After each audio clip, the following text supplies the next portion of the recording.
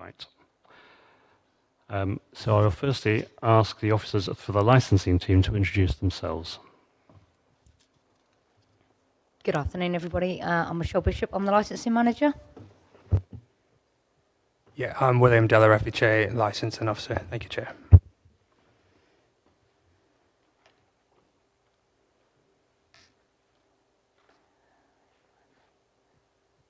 Thank you.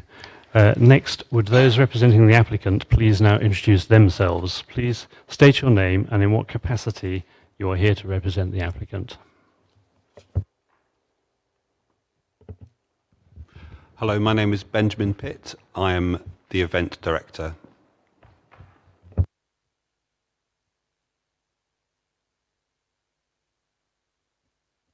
Hello, I'm Claire Slade. I'm director of Neatists and the producer of St Neots Festival.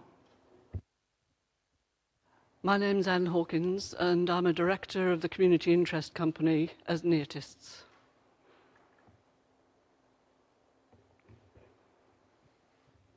Thank you all.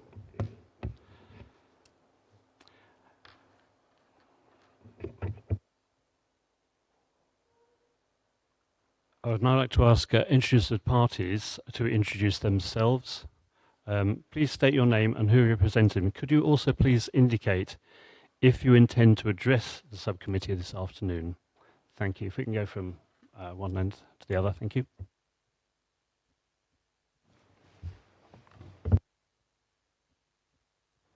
It is on, sure, very good. Yes, my name is John Payne. I am a lawyer representing one of the representors to my left, indeed. Hello, I'm Lorna Barford. I am intending to speak this afternoon as well as my legal representative.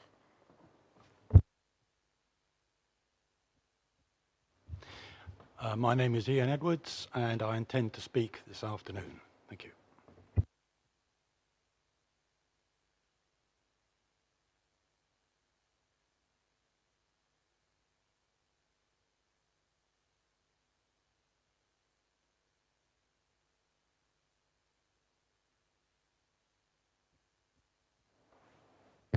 Tony Pearce, a resident. My wife, Jane, may wish to speak. My name is Patricia Pritchard. I live in Hatley Close. I think there's people far more eloquent here than me, but I'm happy to speak if there's time.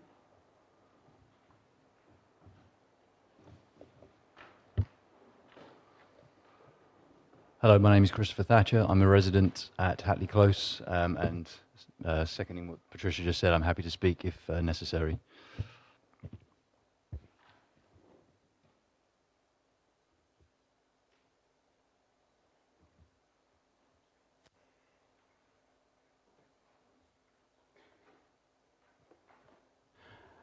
Thank you all. Is there anybody else who I haven't covered? Responsible authority, thank you. I'm Melanie Draper. I'm in Environmental Health at Huntingdonshire District Council, and I cover the St Neots area for noise, nuisance and associated issues.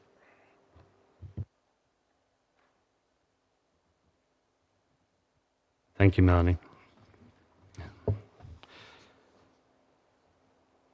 Item 4 is the licensing subcommittee procedure. You would have received within the hearing papers that were circulated to you a copy of the licensing subcommittee procedure.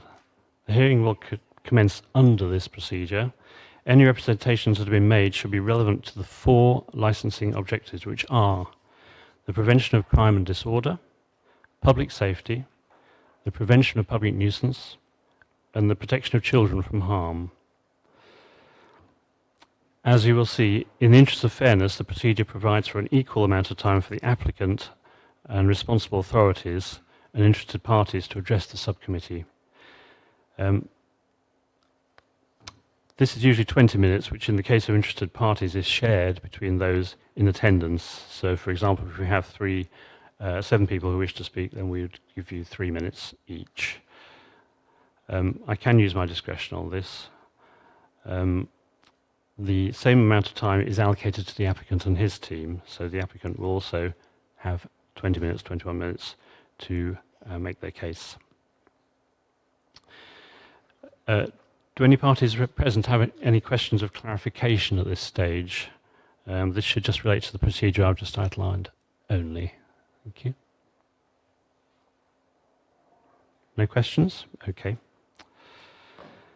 So we'll proceed then to item 5, which is the hearing, and I'll now invite the licensing officer to present the application.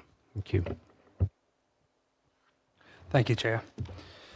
Huntingdonshire District Council, as the licensing authority, has received an application for a new premises licence from Mr. Ben Pitt on behalf of Neotis CIC for the premises Priory Park, St Neots, PE 19 1RF. The application was received on the 18th of April 2024. As required under the Licensing Act 2003, notice of the application was advertised by blue notices displayed at or near the premises from the 19th of April 2024 and in the local newspaper on the 24th of April 2024.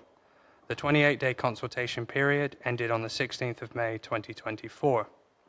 A copy of the application is attached as Appendix A and as Appendix B for the plan.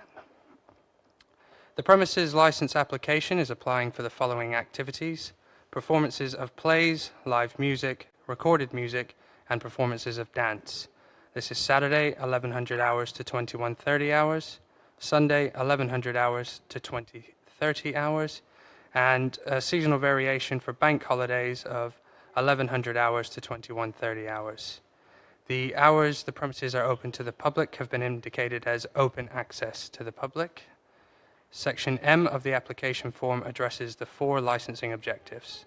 Any proposals made in this section are normally translated directly into enforceable conditions that will be attached to the premises license.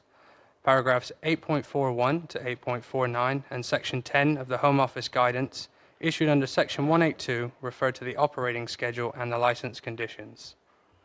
As part of the consultation, the responsible authorities, as determined under the Licensing Act 2003, were consulted on the application. Their responses can be seen in summary at Appendix C. Huntingdonshire District Council, in the capacity of landowner of Priory Park, have provided confirmation of permission for Neotis CIC to use the premises for the purposes applied for. During the period for representation, a total of 21 valid representations were received from other persons. These representations and any subsequent correspondence are attached as Appendix D, Appendix D.1, Appendix D.2, and Appendix D.3. A person who has submitted a relevant representation is entitled to address the licensing subcommittee at the hearing and ask questions of any other party appearing at the hearing. Not all matters raised within the representation may be relevant matters for consideration under the Licensing Act 2003. There were additional conditions proposed by Environmental Health which were agreed with the applicant, and these are found in Appendix C. However, due to the volume of representations, overall mediation was not possible. The licensing authority must carry out its function under the Act with a view to promoting the licensing objectives. Each objective has equal importance, and the objectives are the prevention of crime and disorder, public safety, the prevention of public nuisance, and the protection of children from harm. The subcommittee must also have regard to its statement of licensing policy and any statutory guidance issued under Section 182 of the Licensing Act 2003, the Human Rights Act 1988, and the Live Music Act 2012. The Council must also fulfil its obligations under Section 17 of the Crime and Disorder Act 1998 to do all that is reasonably to prevent crime and disorder in its district.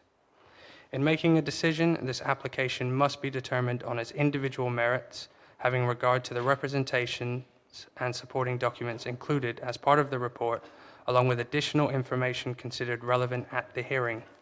As part of the decision process, the subcommittee is required to give its reasons for any decision arrived at. Where the licensing authority considers that action under its statutory powers is appropriate, it may take any of the following steps: grant the application as applied for, refuse the application, add additional conditions to the premises license, exclude any licensable activities applied for, or amend dates and times of licensable activities applied for.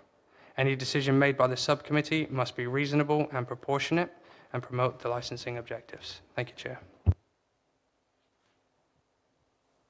Thank you, William.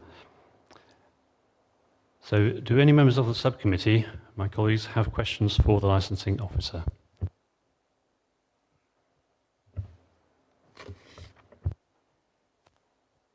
Could you tell me when HDC gave permission for the park to be used for these events and how many events have taken place so far?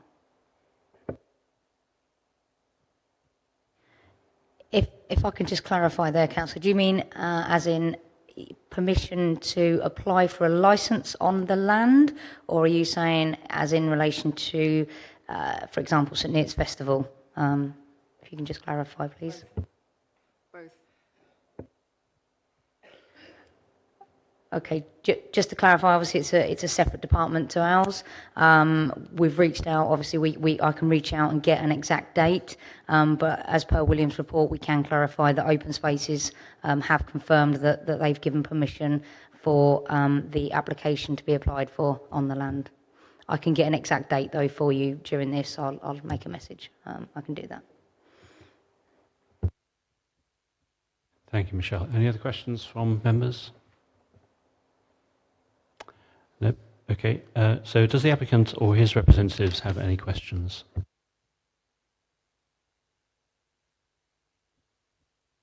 No, thank you.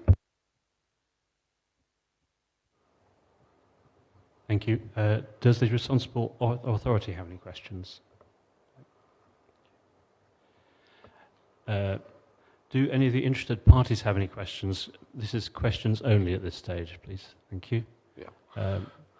To what extent is this process of application important to this decision here today?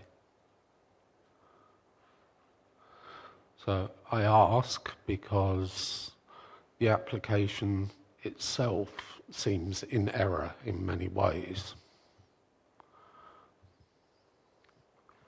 Could you be specific? Yes, sorry. Yeah, thank you.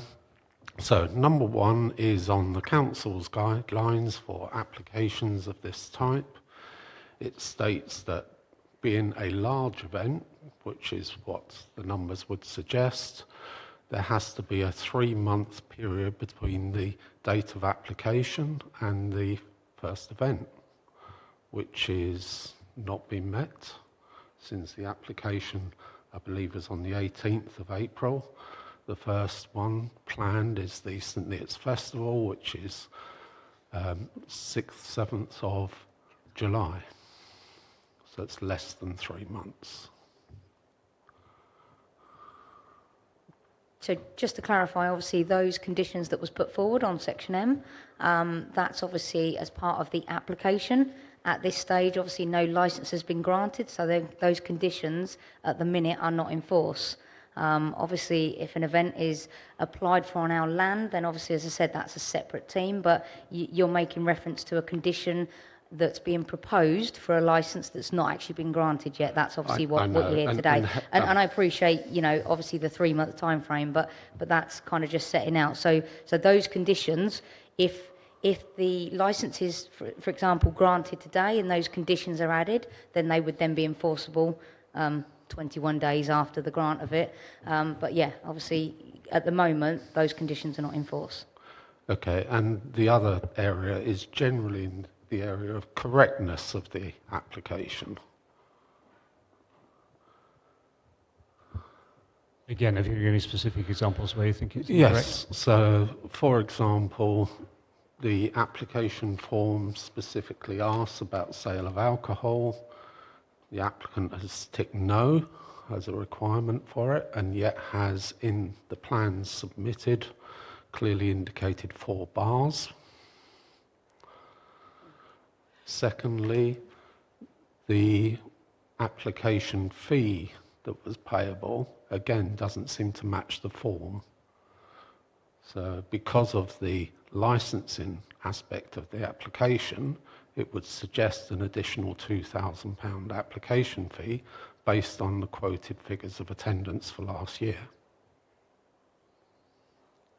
Yes, I think if I may deal with that generally in terms of the procedures, so they are very important, but if there are any errors, they have to be substantial to make the whole process null and void. if I believe that's the question that you're asking.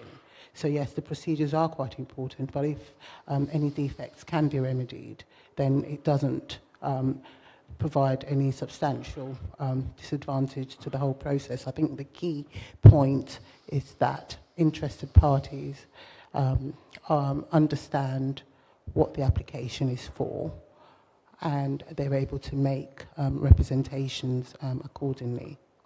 Yeah, I mean, obviously, the application has been made. We wanted to know to what extent this application process is even strictly followed, or is it simply a guide that the council will overlook errors in the application? No, I don't think they will overlook errors. As I said, the key point is what those errors, what prejudicial effect those errors have. So that's what the panel will be looking at also. And if they do find that some of those errors are substantial, then it may well be that they can make a decision that the whole process needs to be started again. I do understand that one of the interested parties is going to be dealing with that point substantially, and the subcommittee will retire to consider that main so point. I guess my question to the committee is, at what point do errors become significantly substantial enough to dismiss the application? Well, it depends on what you say those errors are and how significant you say it is, because it's for the panel to if we're talking consider significance, that. Yes. then even if you just look at the fee aspect of it, it would suggest that the applicant has paid less than 5% of the fee payable. I think that's fairly significant as an error. Well, I'll ask the licensing officer to address that. Obviously, exactly here now I'll have to look and how much the fee was paid, but I don't, obviously the fee comes in and the fee is payable. I can check, obviously, the amount paid, but, that will always be checked and the correct fee will be paid. It's not us making the fees up. The fees are in statute. They're set by local, by the government. As I say, if the application is up to maximum $4,999, then obviously they'll pay the relevant banding. But as I say, I can go through and check that, but that's certainly nothing to, in my opinion, as the licensing officer, to stop any application or hearing today. If there is an error been paid, then obviously that will be corrected before any license, should it be granted. So I can double check that to see what's been paid. Okay. And I guess my last point on process for this is actually, to what extent should the applicant's declaration of interest have been made as part of this? Sorry, to what extent should the applicant's declaration just... The applicant has announced himself, obviously, as the director of the activities, also obviously a councillor,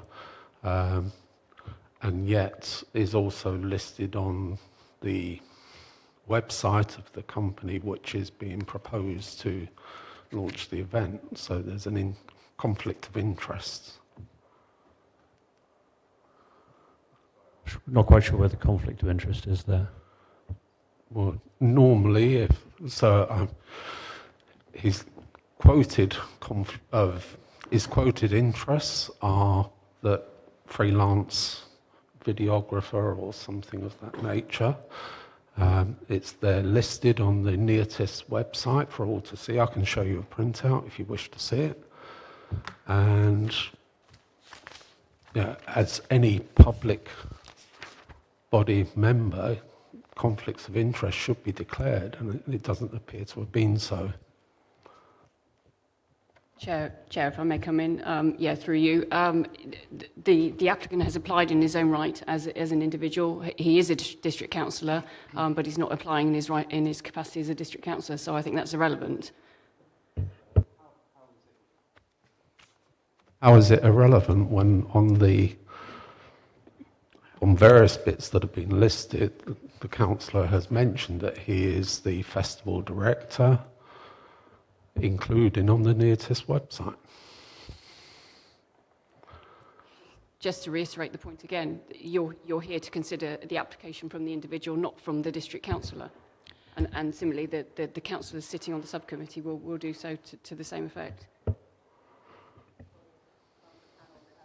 They have to adhere to their normal duties, and of course, all the appropriate processes is being followed, as any member of the public. Chairman, I wonder whether I could just interject, because this might be helpful. I'm conscious that in your procedure, and I think this is the point that my friend is getting to with members' interest, you have at point 2 a requirement for members to declare interests. That precedes this hearing of the application. I'm conscious that I haven't heard a declaration of interest from any councillor present who isn't a member of the committee. I think that's the point that's being got at, that we haven't had a declaration of interest from a councillor who is present, albeit that he is one of the 2 applicants. Through you, Chair, as well. Yeah, the point has been noted, and certainly there was prior to getting to the point. Yeah, so if you move to item 2 on your agenda, Chair, if you move to members' interests, if you refer to your agenda pack.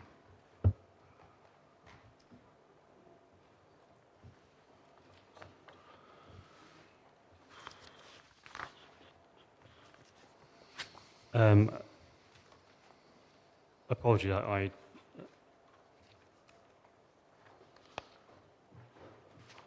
assumed that I was taking over the meeting at the point of item 3,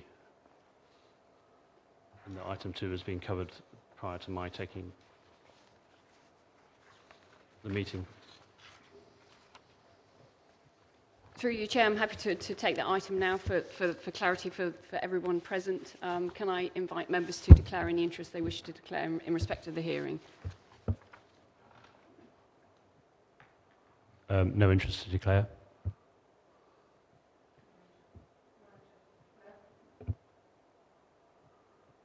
No interest to declare.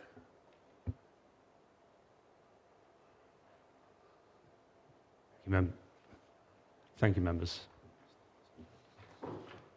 Does that address your concerns in this context? I'm conscious that there are other councillors here who are not members of the panel but are necessarily participating in the hearing, and we've not heard from them. You appreciate, I'm just trying to make sure that there is no procedural irregularity, which there already has been. Sorry, could you press your microphone, please? Sorry, for the purposes of the live stream. Thank you. There we go. That works now. Chair, I'm really sorry to raise this, but I'm just trying to make sure that the procedural irregularity that's already occurred isn't continued on. I'm conscious that the applicant is a councillor. I believe there are other councillors here who have an interest in the application and are participating in this hearing. And of course, they, as participants in the hearing, as interested parties in the application, should also make their declarations known to you.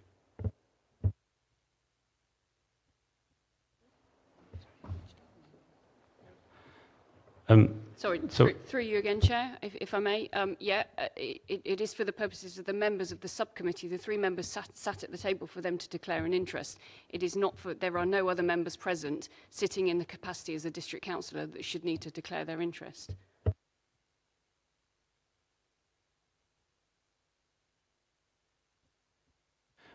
Thank you, Lisa. Okay, are there other interested parties who wish to ask questions to at this point? Chair, yes, indeed. Unfortunately, you thought you might have got away with nothing else from it, but I have a number of other questions for the licensing officer. The first question that I have through you, Chair, for the licensing officer is whether a request has been received by the licensing authority to accept a plan that is not at the standard scale, and if so, when was that received?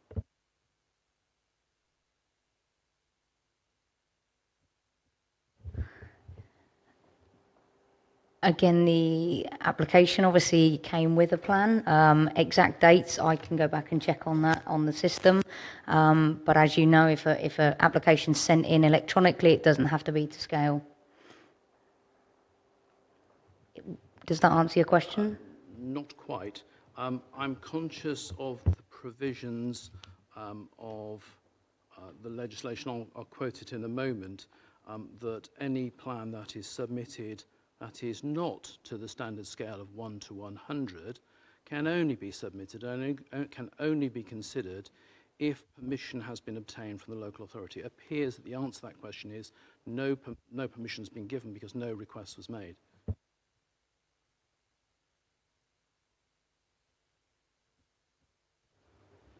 The second question that I had for the licensing officer, and I'm grateful for the report, which was very comprehensive and very well presented.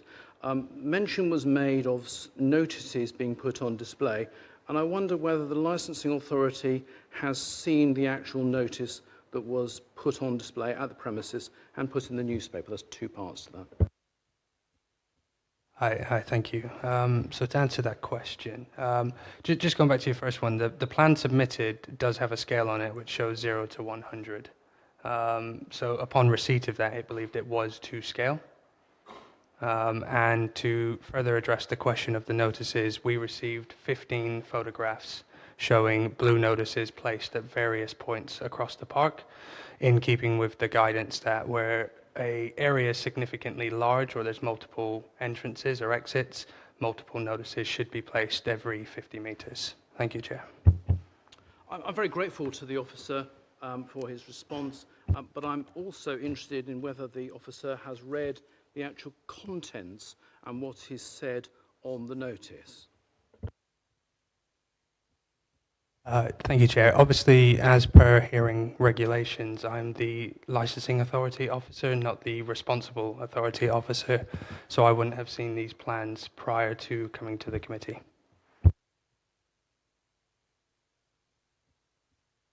Sorry, Chair. That answer stands for both the notice and the plans. Thank you.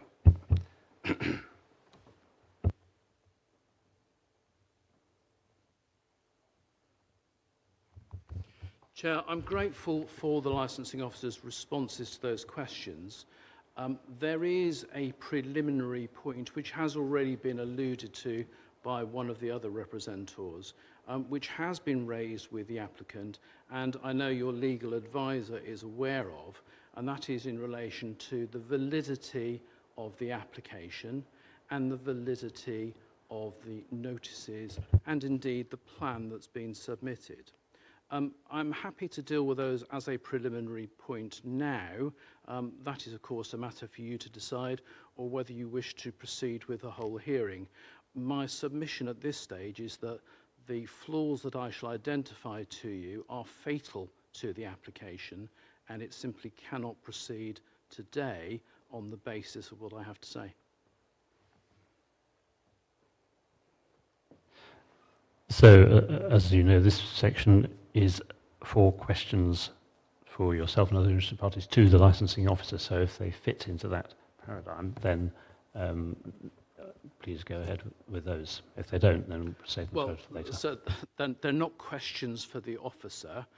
If the questions for the officer have concluded, I'm not sure if there are any others, my submission is that there is a preliminary matter that needs to be discussed before anything further occurs. Thank you. So I've been advised that we should, at this point, adjourn the meeting and take advice on this. Thank you.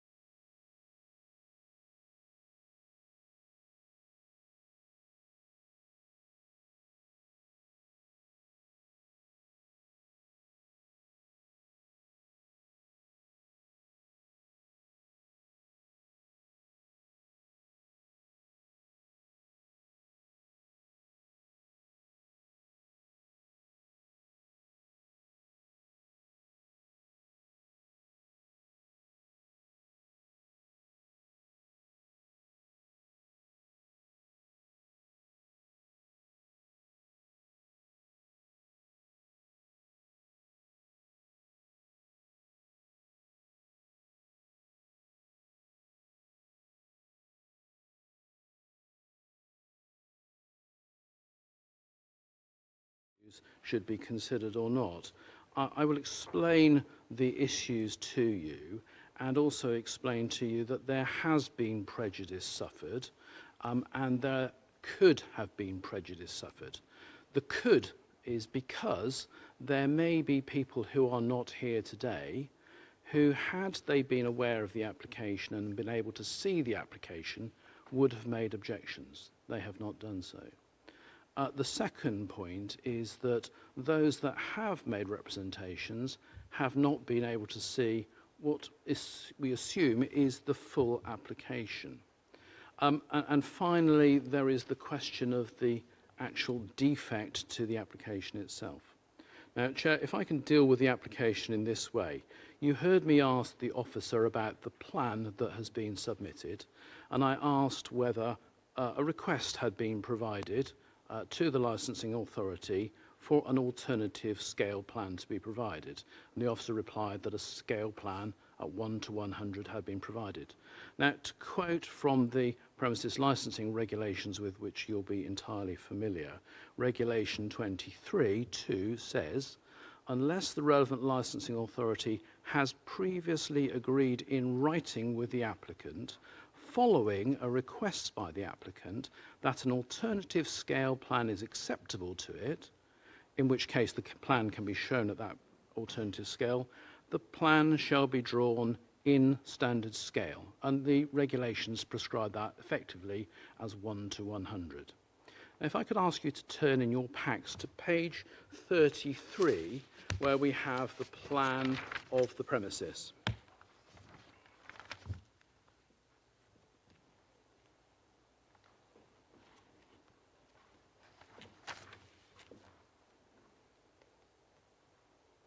And on the bottom right of that plan, in the index section, it gives you the scale, which is described as 1 to 2,000 at A4.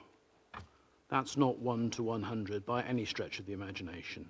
So on that respect, Regulation 23(2) has not been met. Now, the regulations go further in terms of the requirements of the plan, and the first requirement is that the extent of the boundary of the building, if relevant, and any external and internal walls of the building, and if different, the perimeter of the premises must be shown. Now, one would expect to see that by form of some sort of key on the side. There is no such delineation. The best that we've got is the potential of some Harris fencing, but clearly there are activities, there are things taking place outside of that boundary. So that requirement has not been met.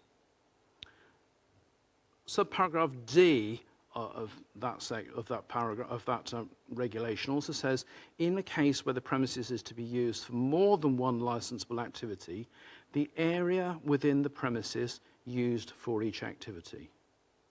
Well, you've got an application before you here for things such as theatre, or plays, to use the word used in the Act, for live music, for recorded music. What you don't have, of course, is sale of alcohol. But none of those factors are shown, none of those licensable activities are shown on the plan. So looking at this plan, there is no delineation at all. One cannot tell where any of these licensable activities are due to take place. F requires... Mr. Payne, sorry, if I may, can you just confirm how long your representations are going to be? Because we are quite mindful that representation, you represent Miss Barford, is that correct? Yes. And so you do have to limit your representation, because you cannot bring new matters that she hasn't addressed.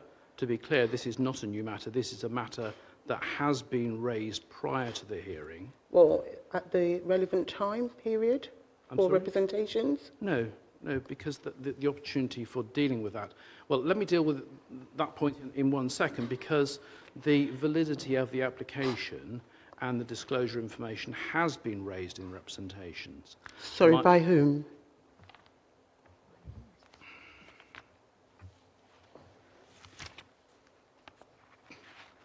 Let me take, for example, page 40. there is a representation where there's reference to denial of access to view the event management plan. Yes, but who made that? Because I understand Well, you're here I in your don't know, capacity because as a representative of Ms. Barford. So we need to do, because time has been allocated for this hearing. So we do need to stick with the... Excuse me, Yes. I raised that request and it was denied. Sorry, which request, sir? For a copy of the event management plan. Okay, but is Mr. Payne here to speak on your behalf? Because we do have to be mindful of the time that has been allocated for this hearing, and everybody has to be prepared for the submissions that are being made. Now, if these Correct submissions... me if I'm wrong, though, but Yes, it was sir. just agreed that by the chair of the meeting that... No, that's Right. not what the chair said.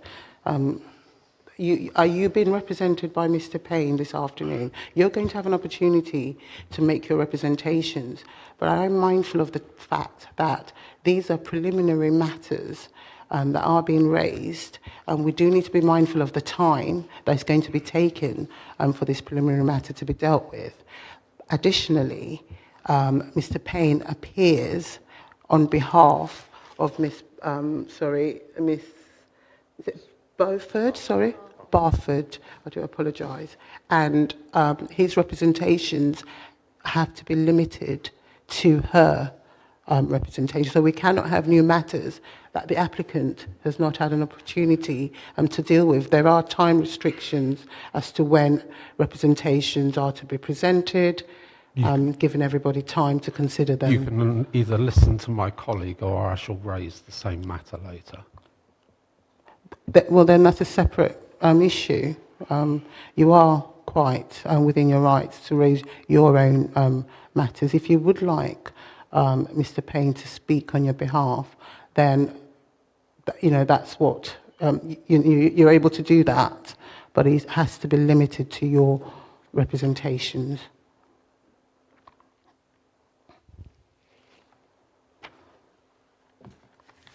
Chair, I'm not quite sure where we stand with this at the moment.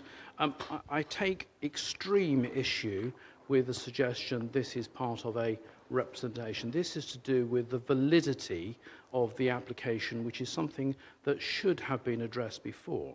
I'm conscious that time is important, but so are the interests of justice. Yes, and in the interest of justice, Mr. Payne... I'm sorry, but I am speaking.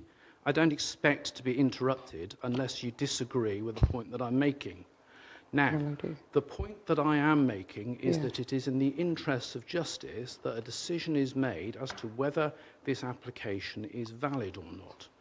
Quite clearly, if a decision is glossed over at this forum, there is another forum in which that decision can be reconsidered without time constraints, i.e. the Magistrates' Court. I'm not making any threats, I'm just saying the way that the system works.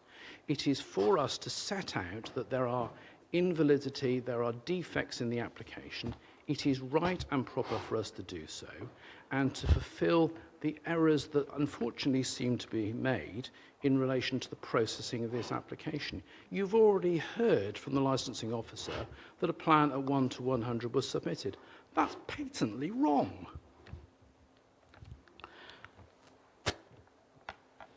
So I think what my colleague is saying is that we would ask you, A, to be brief, and B, to be very specific and to the point about the issues where you feel that the application is invalid, and to limit yourself to those matters so that we can, if we need to, consider those in private session before we pursue with the rest of the hearing. So if you can do that, and you've obviously started doing that, that's great. But if you can conclude that as quickly as possible, then we can move this meeting forward. Thank you. Chairman, I am 100% with you on that. I wish to be precise, I wish to be specific. I hope that's what I'm doing by going through the regulations and pointing out the issues that there are with this application.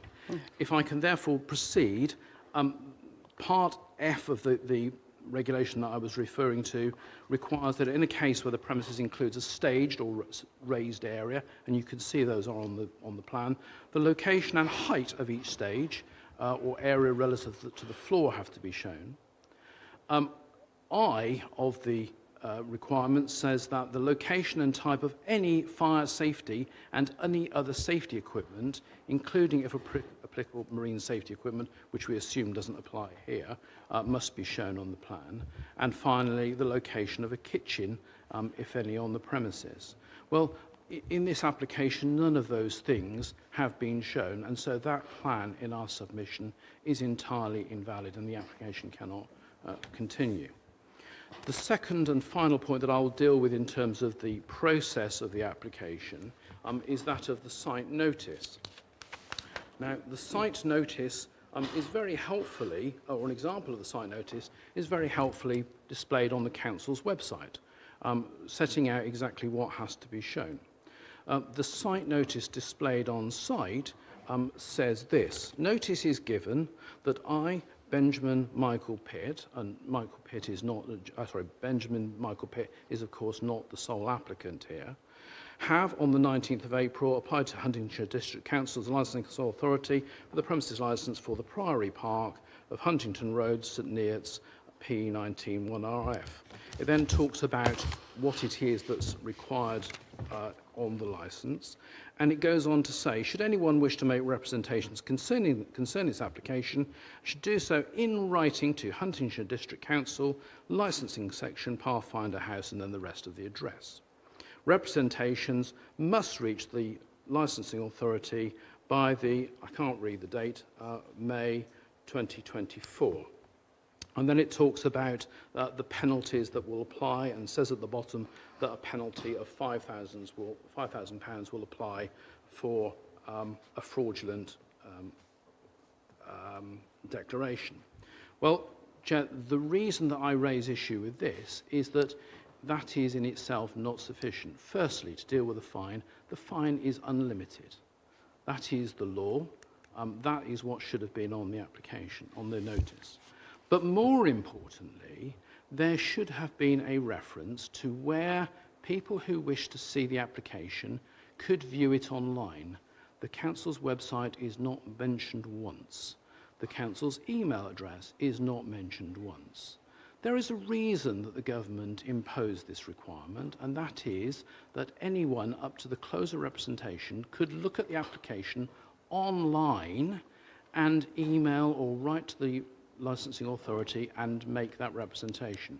Without that information, people have been prejudiced.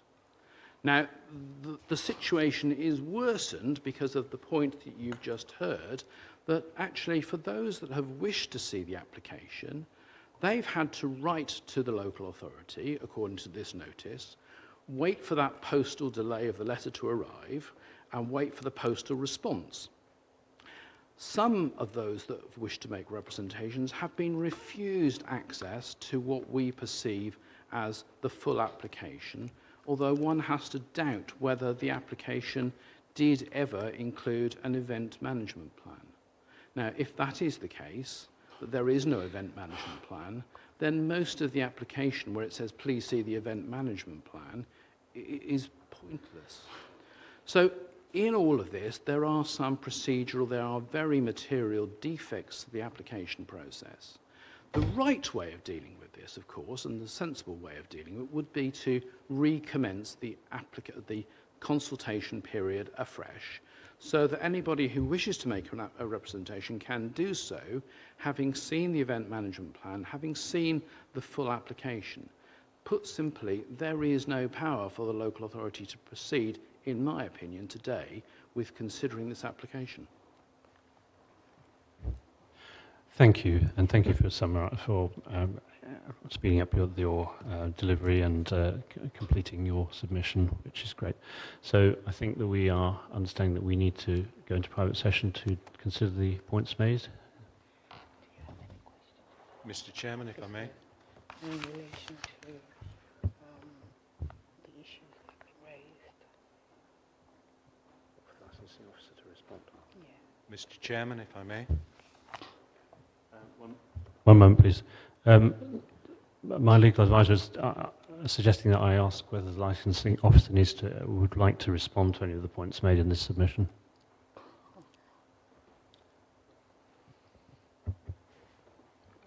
No, thank you, Chair.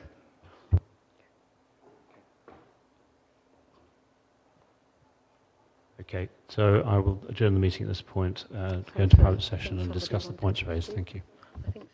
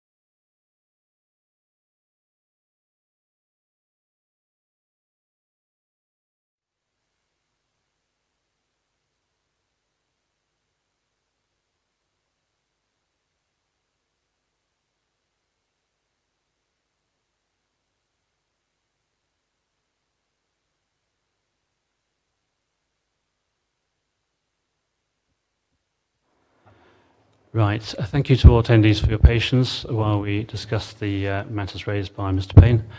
I'm going to respond to those and also ask Elizabeth to chip in where necessary to provide the legal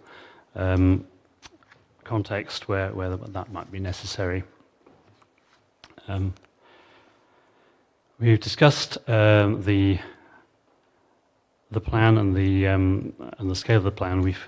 Our view is that the plan represents the event in a level of detail which is sufficient to give a fairly thorough idea of where the different parts of the event will be situated. We understand that the scale is not of the level which Mr. Payne has quoted. Nevertheless, we feel this is there's questions. Really, these are all questions of materiality. That's to say, how important these things are in the submission, whether the submission is compromised to the extent that it can't proceed, or whether it is not. So our view is that the scale plan is sufficient to give a reasonable guidance. And behind that, it's important to say the event management plan as a document which describes the event as a whole, that is not a document that is in the public domain. We as members do not have visibility of it. It's an internal document which is processed by the council as a body to iron out all the fine details of the event. There was a question about alcohol. Mr. Pitt does not require to have an alcohol license. He is not serving alcohol as the director of the plan, as the director of the event. Alcohol licenses will be held by any of the stallholders who are actually selling alcohol. They have their own licenses, and that is how the alcohol licensing situation is covered. Questions about the heights of stages, again, those are in the event management plan. Those are not in the public domain. We don't have a visibility of them, and my understanding is that Mr. Payne will not, and the rest of you will not have visibility of that. Likewise with the fire regulations plan and the location of the kitchen. We note that the incorrect version of the form quoting the £5,000 maximum for which was incorrect. Again, a question of materiality. That's not really a material consideration. The fact that that is on the wrong form. Mr. Pitt is well aware of the current regulations. Yeah, I think that covers my points. Elizabeth, have I missed anything there? No. Okay, so on that basis... Chairman, you have missed something, and that was the question of the contact details. Thank you. The World Wide Web address. Quite clearly on the application notice, it says that objections have got to be in writing. There is no opportunity for anybody to send an email according to that notice. That notice, therefore, effectively deters people from making submissions because they have to go to the extent, if they rely on that notice, of writing a letter, going to the post box, posting it to the local authority. And I gather in one occasion that was done, and then that letter was actually lost.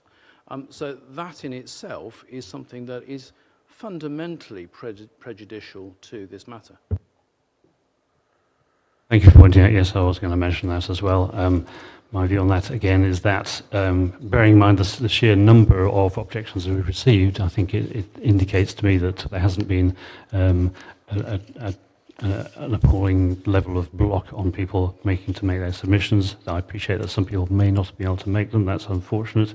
But I think the level of submissions that have been raised, the number of people who raised them, and the content of those submissions is very comprehensive and covers all the concerns that people have. So again, on that basis, I don't think that the means of submitting, while it might have been perfect, I don't again see that as material and prejudicial to the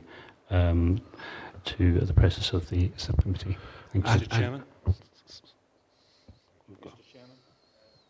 Yes, please, carry on. It was the point I wished to make. It was the point I wished to make before you recessed. I was one of those individuals who wrote, because I followed procedure, and I've always followed procedure.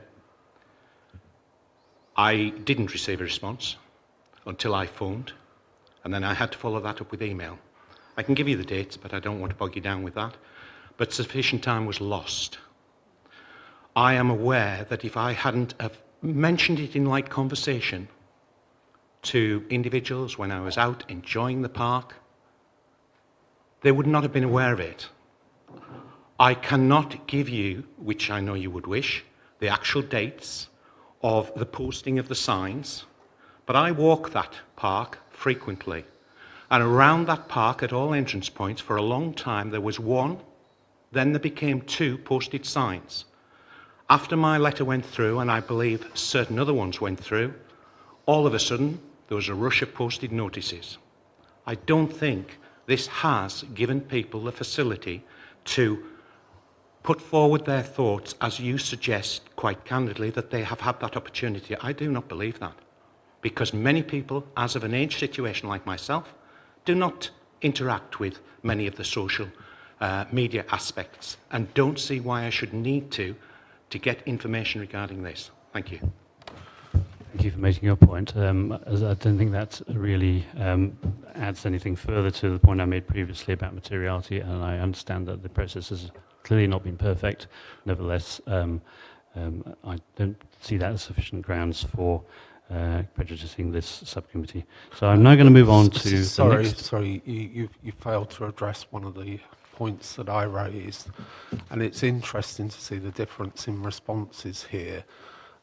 So I raised the fact that the applicant missed the deadline according to the council's own website for submission of the application, and yet my colleague to my left here, who wished to make an objection, has been effectively had that excluded because the deadline was missed. So that has always been dealt with by Michelle. Thank you. I'm not going to go over that again. So moving on to the next section, which is section B, I'll now ask the applicant and his representatives to address the subcommittee for not more than 21 minutes and to call any witnesses if relevant. Thank you. Thank you, Chair. Thanks everyone for your time.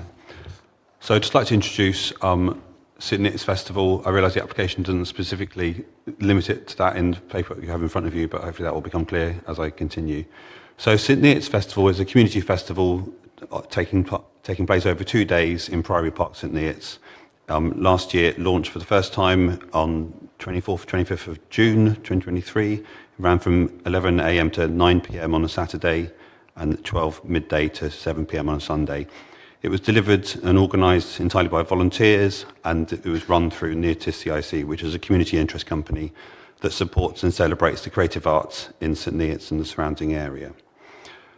The key objectives of the festival is to give a platform for local musicians, theatre and dance organisations, artists and community groups to showcase their work, to bring new cultural experiences to the town, to encourage people, and particularly young people, to pursue creative hobbies and engage in community activities. We're working really hard to reduce our carbon emissions, and we didn't use any diesel generators last year and don't plan to again this year if we go ahead. We want to increase civic pride and establish St Neots as a destination for creativity, culture and leisure. We also want to increase awareness of Priory Park, which is my local park, and one that I really value, and I think it deserves to be seen by more people and used by more people. So last year was our launch event. From our point of view, it went really successfully. We had a peak of about 4,500 people around sort of mid-afternoon on Saturday, falling to around 2,000 people by the evening, and about 2,000 people on the Sunday. So if we take an average of attendance of 3,000 people and an average dwell time of a visit of 4 hours, according to our post-festival survey, we estimate that 12,000 people, there were 12,000 visits across the 2-day event. The feedback from the survey that we ran after the event was overwhelmingly positive. We asked the respondents, how likely are you to recommend St Neots Festival to a friend, family member or colleague? And we had 93% of respondents gave an 8 out of 10 or higher. And we had 650 local people actively involved in the festival, and that includes musicians, community choirs, dance and theatre groups, including children's groups, workshop leaders and community stalls. The family-oriented nature of the event contributed to a well-behaved audience and no recorded incidents of antisocial behaviour that I'm aware of. St John's Ambulance provided our first aid cover, and they recorded 14 patients on day 1 and 7 patients on day 2, all of which returned to the event, which, in other words, they're classed as minor treatment, which is a significantly low figure for the number of people visiting. We obtained a parking suspension on Huntingdon Road, which is the main road that runs down to the west of Priory Park, and also 50 metres into the side roads. And we offered parking in the nearby rugby club, which is a 7-minute walk. We also put on a free shuttle bus and additional cycle parking in the park. The stages were all faced away from housing to minimise noise for nearby residents, and finishing at 9 p.m. on Saturday and 7 p.m. on Sunday to minimise the disruption. We understand that there were no noise complaints received by HDC, and we didn't receive any ourselves during the course of the festival or afterwards. The site was litter-picked by volunteers throughout the event and afterwards, and on Monday morning, when many of us were back there to complete the de-rig of the site, a lot of the locals commented the park looked cleaner than it ever had done or would normally do on a Monday. So the changes for this year, so this year's St Neots Festival is scheduled to take place on 6th and 7th of July. One thing that we did struggle to enforce last year was the no glass policy. So that's a policy of the park anyway, and it's one that obviously we're keen to implement. But because it was an open site, it was difficult for us to do that. So we had efforts initially to try and swap people's glass drinks for a plastic container, but that proved to be impossible. So one of the things we've chosen to do for this year is to enclose the site in Harris fencing. The fencing also lets us control numbers and control the consumption of alcohol, particularly for any underage drinkers or excess drinking. I don't recall there was significant problems last year, but it's something we want to get ahead of. The bars were all licensed, as per last year, licensed separately via TENS, and we're instructing all of the bar operators to implement a Think 25 policy, including photo ID. Each bar has a dedicated SIA security personnel assigned to it for the whole event. This year we've added youth and theatre zones, plus 2 smaller stages to give more opportunities for local musicians to perform. We have 57 acts across the 4 stages booked, 74 activities in our theatre, kids, participate, wellbeing and youth zones, and 28 local community group stalls in our community zone. With the festival parade, we estimate there are 1,500 people involved in the delivery of this festival. And we're working with St Neots Town Council's youth workers to deliver a safe youth zone offering, which is a new part of the festival this year. So regarding the application specifically, and the premises licence. So last year's licence was for specific dates, which meant that, once the event happened last year, we needed to, reapply for this year. So this year, our application was not date specific, so the licence could basically exist in perpetuity and roll over to future years. And we took some advice on how best to approach that. So we also wanted, initially, the thinking was we wanted to leave the licence open to run additional smaller events in the future, although we don't currently have any specific plans to do so. So hence the wording in the application in front of you is that the licence is to cover one-off events organised by Neots CIC, including but not limited to St Neots Festival, an annual performing arts festival. So we understand that this has caused concerns locally, and I think this is probably the biggest concern with a number of objectors to the application. And I accept personal responsibility. I think we were trying to find a way to move this forwards, but actually the implications of having that open licence gave people the impression that we were looking to hold numerous events throughout the year. So that wasn't ever the intention, and I apologise to people that have been given that impression. So in response to our initial application, environmental health officers at HDC put forward some conditions which we were very happy to agree to. So you've got them in the packs, but I'll just read them out quickly. So there should be no more than one event involving amplified live and or recorded music/sound per calendar month. No 2 events involving amplified live and or recorded music/sound should be held on consecutive weekends at Priory Park. The only events involving amplified live and or recorded music sound held under this licence on Priory Park should be those organised by Neots CIC, and this event does not apply to events where there is no regulated entertainment. So actually, I think we were very happy to accept those conditions, and in fact, we were happy to go further than that if it allays some of the concerns of some of the objectors. So we're very happy to restrict the license, accept a condition if the committee sees that being appropriate. So just a single 2-day event per year. So essentially, that's all we anticipate doing this year, and if that addresses a lot of the concerns, we're happy to have that as a condition of the license. So as we discussed previously, the delivery of the licensing objectives are built into the event management plan, which has been developed over a number of months in liaison with HGC Events Safety Advisory Group. And the final version of that will be submitted to HGC 2 weeks before the event, as per the license application. So I just want to take some time to address some of the concerns raised by some of the objectors that are written in as part of this process. So I think the vast majority of them were concerned with the open-ended nature of the application and the suggestion there may be numerous events throughout the year. So hopefully the condition that I've put forward addresses all of those concerns. And again, I want to apologise for the clear upset that we've caused, or me personally have caused, by the lack of clarity in the language. Essentially, this is a new process for me as well, and we were trying to find a way to give some flexibility, but the flexibility requested was more than we ever intended, so please accept apologies for that.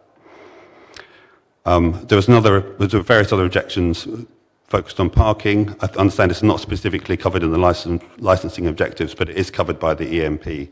So I just wanted to make a couple of points around that, if that's okay. So some photos that were submitted of Huntington Road were taken during another event, as there's no parking suspension shown in the photos. So the traffic in those photos looks awful. I totally agree.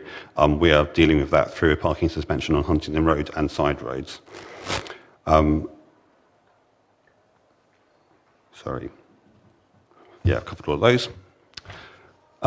We also, so we liaised with with County Council Highways Authority to agree the approach taken. So essentially, we're suspending the main spine roads and also the side roads.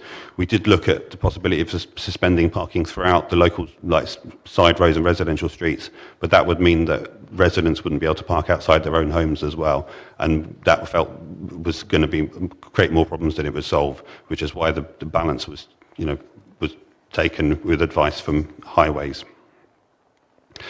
There's some references to increased litter, but from our own experience, the park was left as clean as it ever has been by Monday morning. There are references to antisocial behaviour caused by alcohol and substance abuse. We're not aware of any of those reports last year.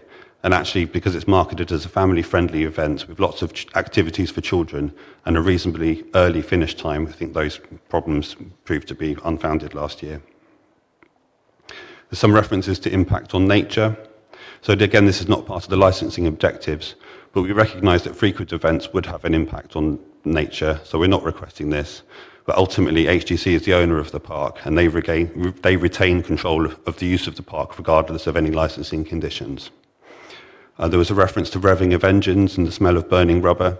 I think this probably refers to a different event over on the rugby club, which has some car meets. So I'm not sure if there's some confusion about which event was which, but I'm pretty sure that doesn't relate to our own one.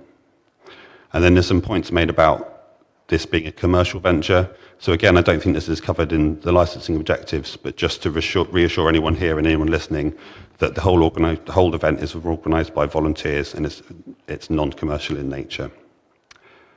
Thank you very much. Thank you. Thank you, Mr. Pitt. Can I add to that as well? Please do. We've still got some time, if that's okay. I just wanted to confirm as well all the stuff that Ben has said. We are volunteers. We're not event organisers, as in a professional organisation for things like that. It's been a learning curve. We learnt a lot from last year. Overwhelmingly, the response was really, really positive. We went on to win the Best Cambridgeshire Festival, as voted by people for the East Anglian Festival Network. Also came second in the East Anglian Festival. It just got recognised that the organisation was so good and well received, and the consideration that went into people's, not only their experiences when they came to the festival, but also in having the least amount of impact as we could possibly have. I'm a member of the Friends of Priory Park, who is a group that put a lot of work into trying to sustain the park, and the whole group are fully supportive of this festival as well. They haven't received, nobody contacted the group at all with any complaints about the festival last year. Nobody contacted anybody about complaints last year. We're the same people as we were last year.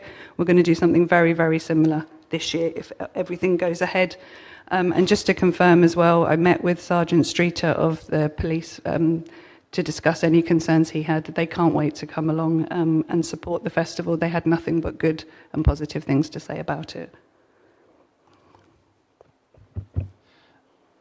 Thank you, Claire, for that. Yeah, does that conclude the applicant's response? Yep, thank you. One moment, please. The next point on the agenda is for members of the subcommittee to have questions for the applicant. So do the members of the subcommittee have any questions?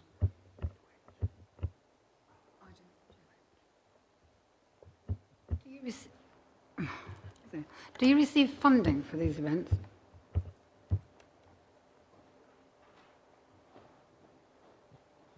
So absolutely. So the event is free to enter, and all the activities are free to take part in, apart from food and drink. So yeah, there's a wide variety of grants that we've applied for and obtained.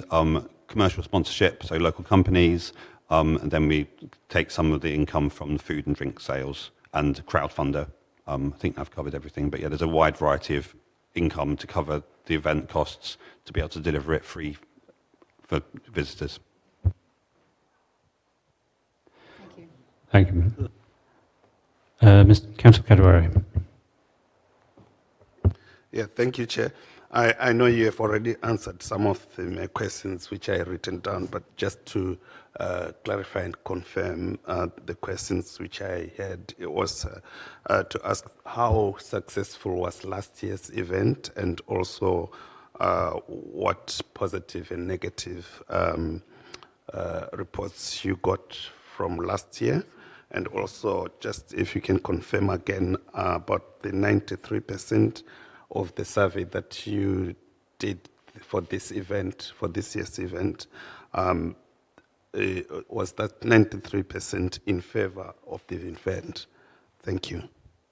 Thank you. Yes, I can confirm that was 93% in favour. It was a very successful event.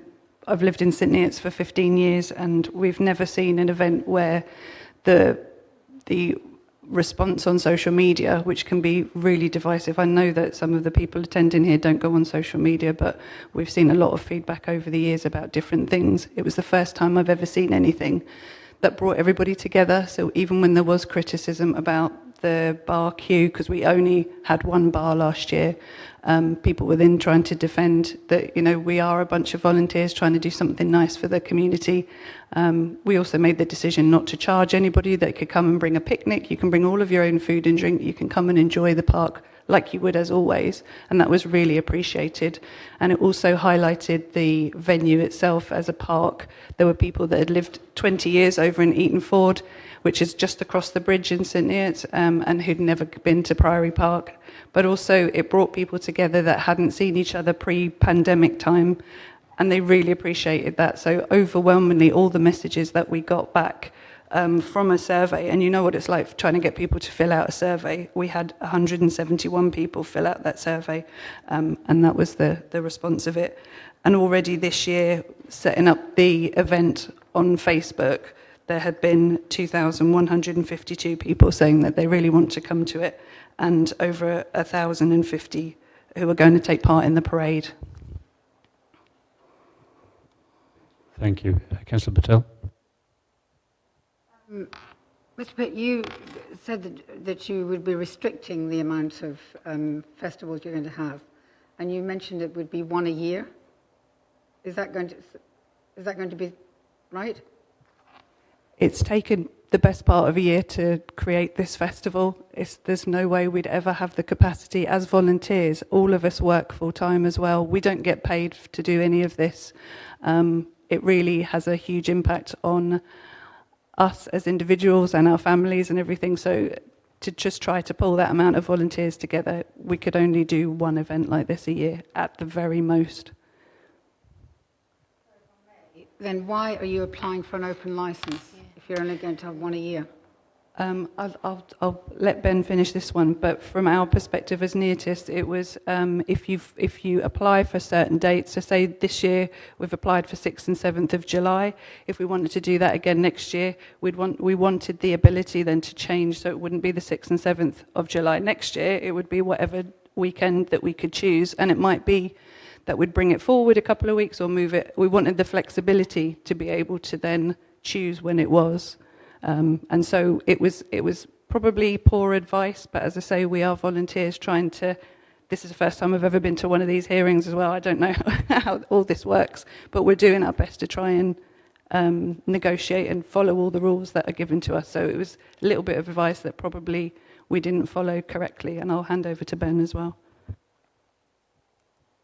Thank you. So, yeah, I back up everything that Claire said there. So essentially, when we applied for the licence this time around, we were looking to have the flexibility, which is why it doesn't mention specific dates. So if we had to move the event or the following year, or always going to be a weekend, so it would be different days of the year. And it does mention including but not limited to St Neots Festival. I think because we don't currently anticipate doing any additional events, and because obviously that's been a serious cause of contention amongst the public, and that's, I think for clarity, essentially when we applied in April, we were thinking, well, it would possibly be nice to do one more event per year, but let's just leave that option open. But clearly, because that's been such a contentious issue, we feel it's simpler at this point to offer that as a condition, so everyone's clear about what we're applying for and what could be agreed to. Thank you. Any other questions from members?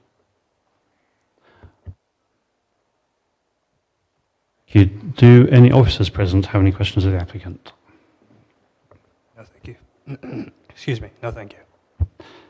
Thank you. Does the responsible authority have any questions? No. Okay, so do any of the people who have made representations have any questions for the applicant? This is for questions only. There will be an opportunity for you to make statements later. Thank you. Lady in black. Yeah. So what you're saying is So, that one moment, please. Can you just wait? Sorry. Of my proposed conditions, I would actually also, which I think the applicant would probably agree with, the only events involving amplified live and or recorded music sound held under the licence on Priory Park should be those held under this licence, should be those organised by St Neots CIC. Is that still standing?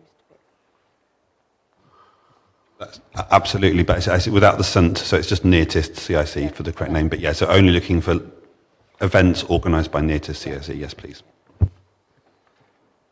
Thank you. So apologies for interrupting. Please carry on.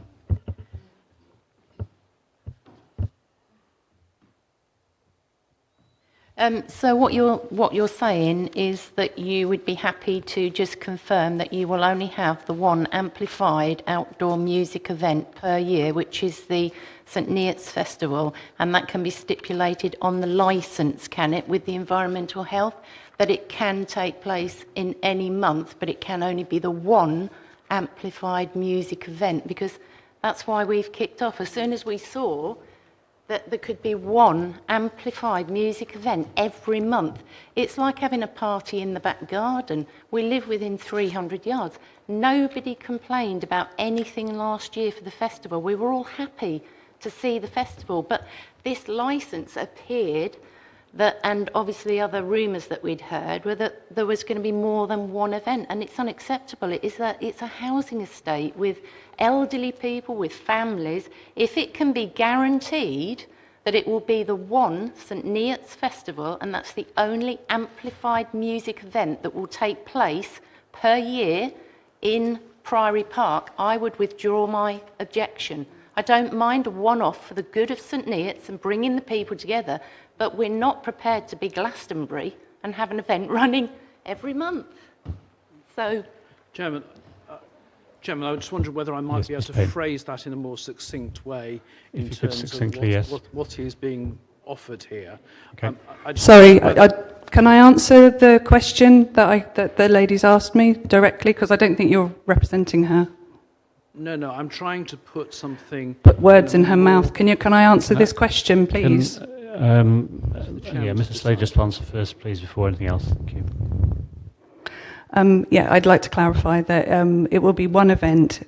As I say, we've made probably errors. I think part of the issue with the collective response here is that it feels like it's been a bit targeted, and through having conversations of making myself available in the park to talk to people, I have had a couple of neighbours say that we were told, oh, you can't trust what they're saying, they're going to do this and they're going to do that, whereas I'm here, I respect the park so much. I wouldn't want to see every single weekend that there's events in there. We want to protect. So I can say that by NEATIS CIC, it would be one event a year only. And we'd be very happy to agree to that. Chair, if I may. Chair, if I may just come in, just to clarify, obviously, in terms of the licence application, and that may be what Mr. Payne's going to come in and say, if obviously whatever the committee decide today, the licence can reflect that it would be one event. It doesn't necessarily have to state the date.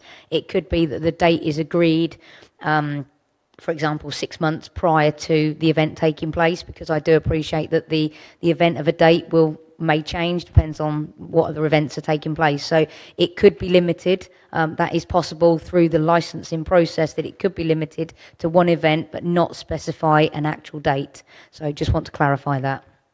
Well, I mean, to be honest, it would save everybody a lot of time and effort and worry if it could just be stated within the licence that the St Neots Neotis can have a St Neots festival on one date in the year of their choosing, and I think I speak for my local residents that we wouldn't object to that, but I would to one a month, because I want to enjoy my retirement. I've worked hard all my life, so have my neighbours, and I don't see why we should have to put up with Party in the Park every month. If it is just a one-off event, and unfortunately it does appear that there's been a lot of miscommunication here, and particularly, I'm sorry, but with the environmental health saying one a month, I mean, the red flags just went up, because we are a housing estate and we border the park. Thank you. Thank you. Yes, appreciate it. Lady next to Mr. Payne, thank you. Can I follow up on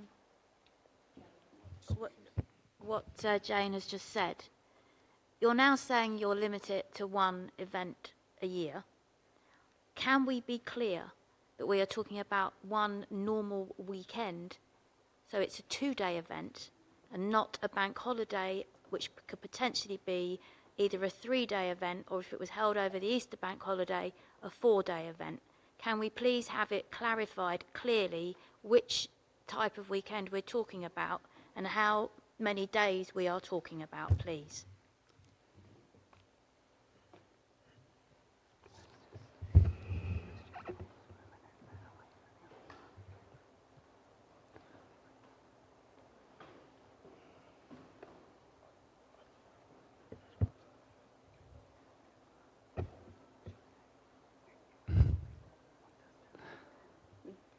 Have you an answer for this question? Sorry to hurry you. Apologies. Technology. Yes, again, I'd just like to reiterate what my colleagues have said. The nature of this is that we are all volunteers. You know, we have other plans for Easter, we have other plans for bank holidays, we have families to visit, just as you all do. You know, I'm retired too. And the whole point of this 2-day event is to bring people together when there's nothing else happening. We're very careful to avoid clashing with Glastonbury, because some people in St Neots said that they didn't want to have to choose between the two.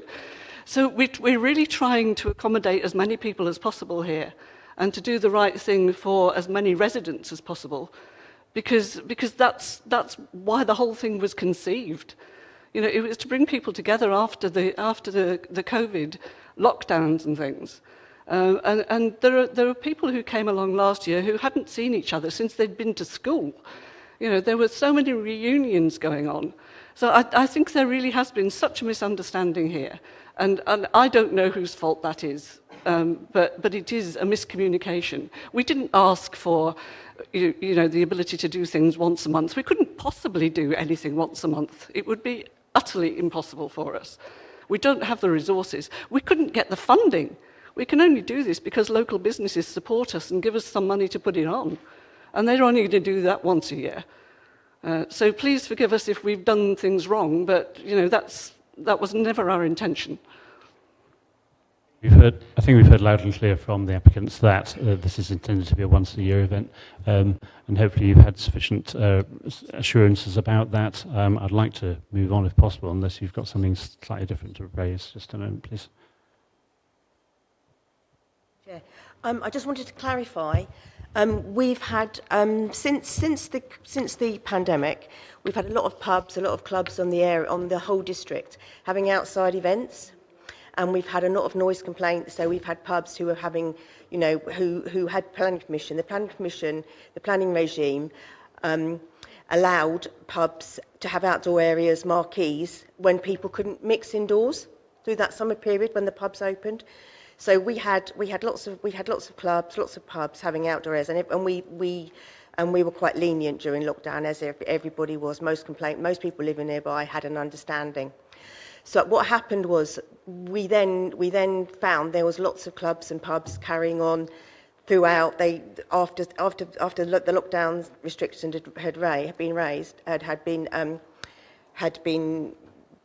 there were no restrictions anymore. This still carried on.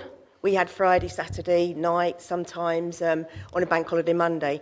So across the whole district, we, as a team in environmental health, said we would allow one outdoor event a month, and there had to be no 2 events on consecutive weekends. So that's where that's come from. And in the interest of fairness, we have to say that to everybody. So the pub down the road can do that. So in a premises license application, I have to do the same. So I can't not do that. I can't not do that. It's one of those things that I have to do. But we do have, obviously, a separate regime if there is statutory nuisance, if we consider a noise to be a statutory nuisance. So.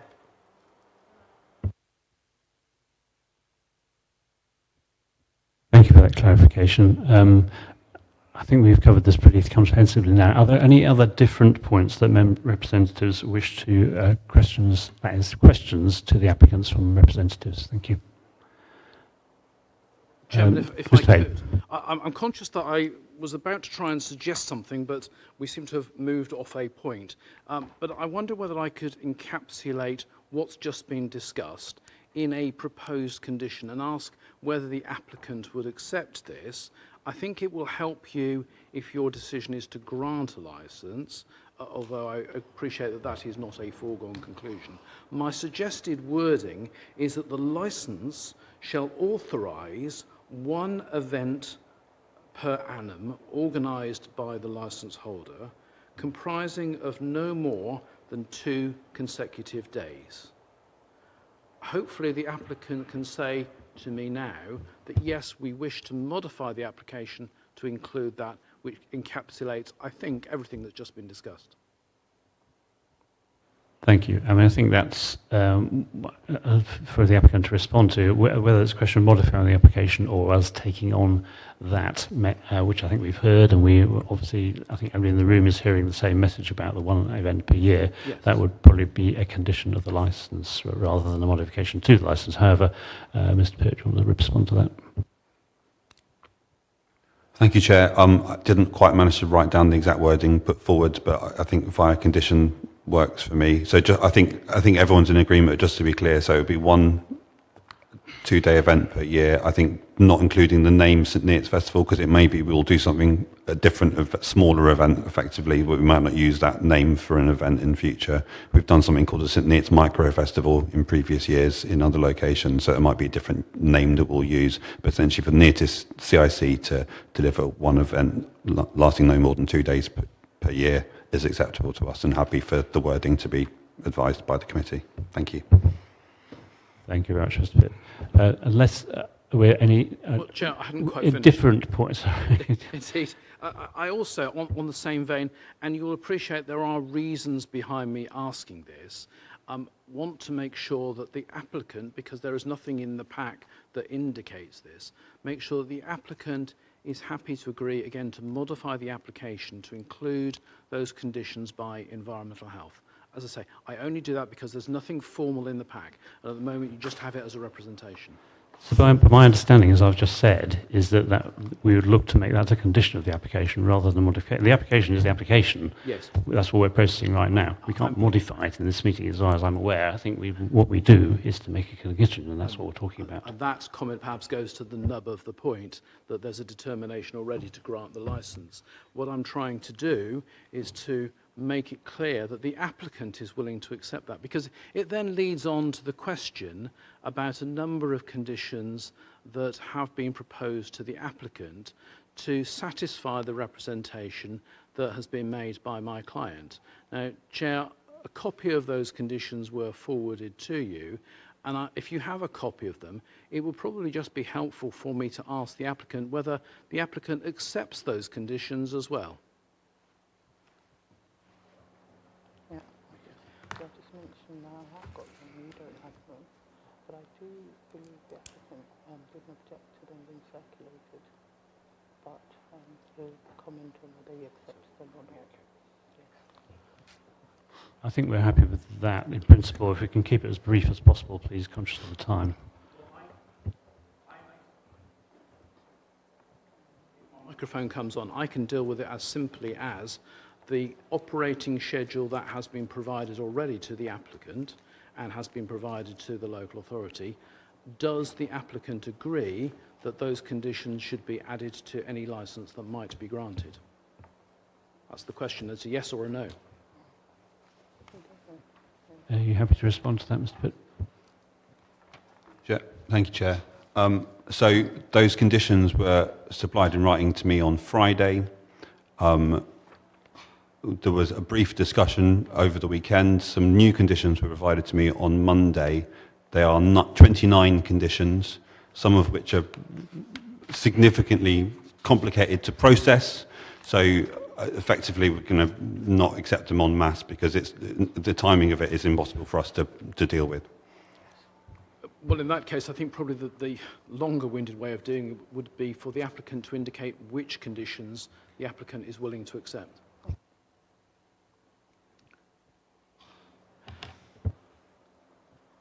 Right, sorry, may I just say that I have got copies of those conditions. I spoke to the applicant about it prior to the beginning of this meeting, and he didn't have any objections to those conditions being circulated, but I think his view was that they are cumbersome and that there's a lot of conditions there, so I don't know if he has time to go over them now. Or he wants the committee to consider these conditions and see if any would be applied if the licence is granted.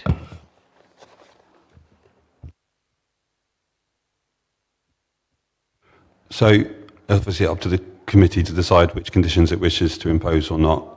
For me, I mean, these were basically put forward at such a late period that I think for me to try and go through them and with confidence say which ones we can agree to and can't is impractical. So yeah, I'm not proposing that we accept any of them as a principle. Essentially, were put forward in a way that was unhelpful to the process. I mean, like any other aspect of this document pack that we have, everything that should have been submitted in the timescale to allow the meeting to proceed in normal manner. So I'm not clear that we can how we would deal with extra conditions which are being submitted at the last minute. So I'm struggling to understand how we would even do that, frankly.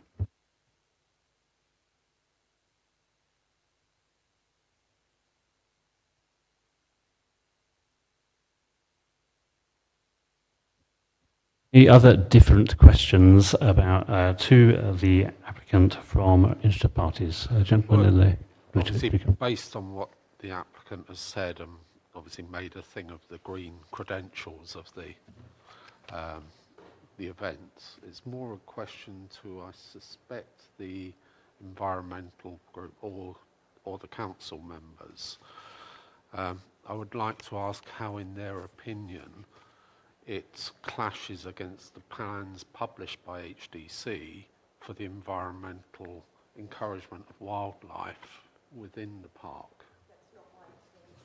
Okay, in that case, it's these guys. Yeah, sorry, that's not my ideal environmental health. That would probably be our outdoor parks team who would probably deal with that. It wouldn't be me.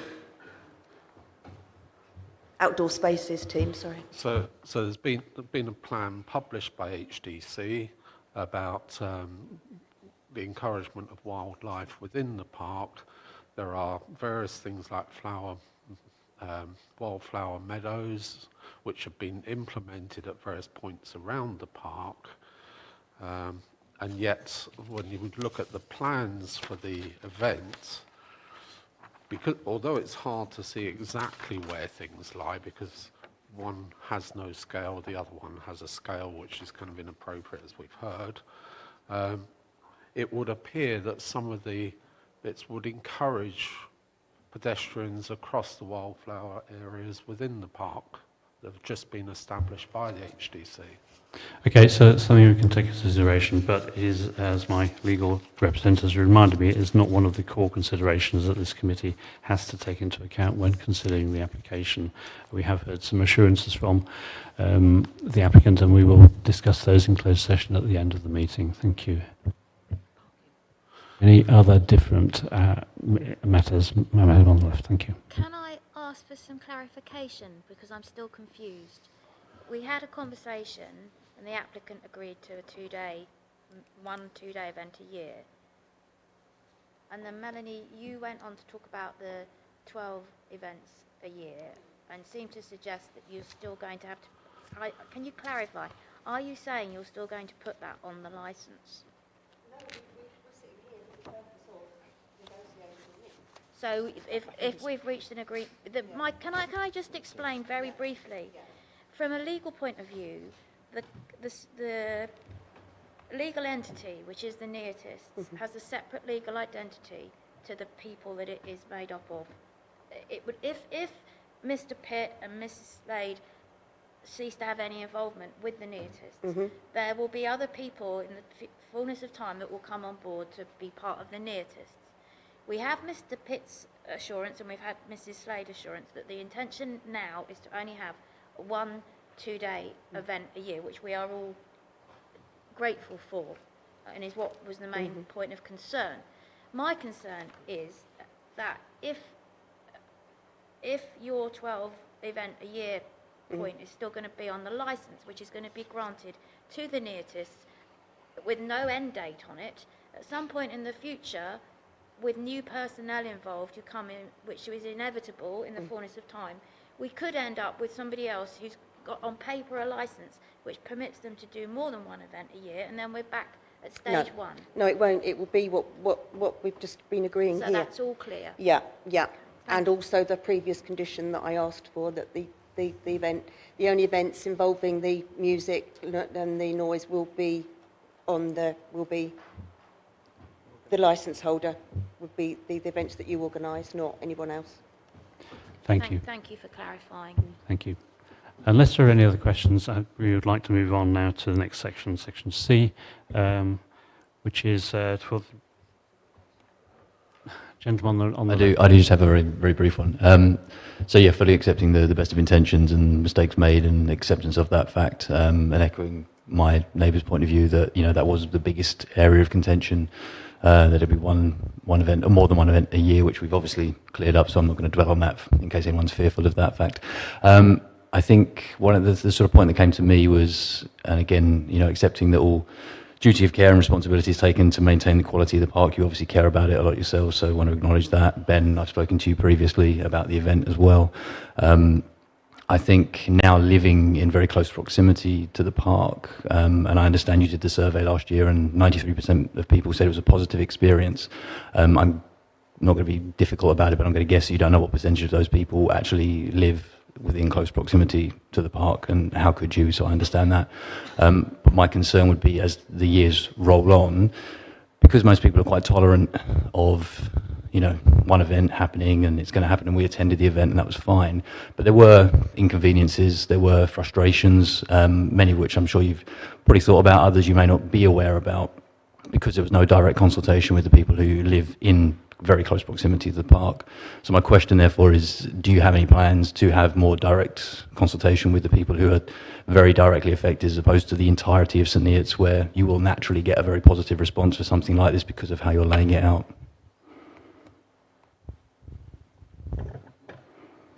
I think we were really keen to gauge people's responses last year, and we've taken on board lots and lots of feedback. That's probably something that we've overlooked in the...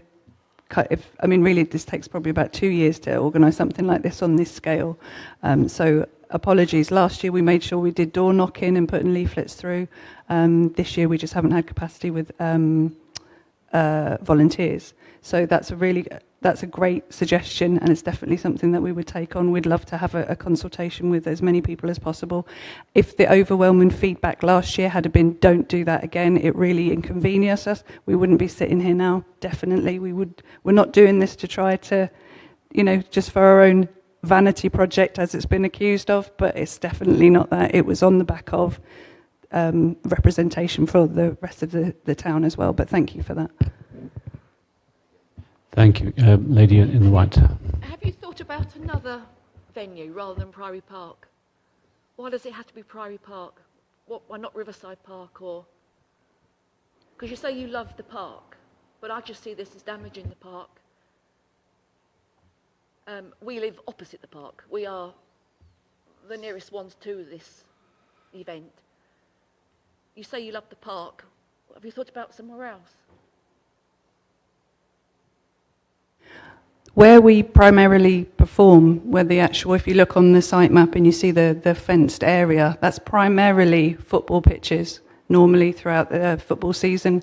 We're not really going up. The park is massive, 85 hectares or something. There's a whole wood on either end. We're not going into all of those other parts of it. You could have gone to Riverside Park. What we were trying to do was provide something different for people. We are aware as well that we've got 2 new communities on the east side of the town of Loves Farm and Wintringham and Priory Park. And actually, Priory Park gets overlooked quite a lot for events. And the town council do most of their events on the riverside. And we just wanted to... The park is beautiful. It really is absolutely lovely. If you leave it alone. If you start doing this, then it won't be, will it? But you could have done it in Riverside Park, supported the town's shops and eateries and pubs and what have you. Parking would have been better down there.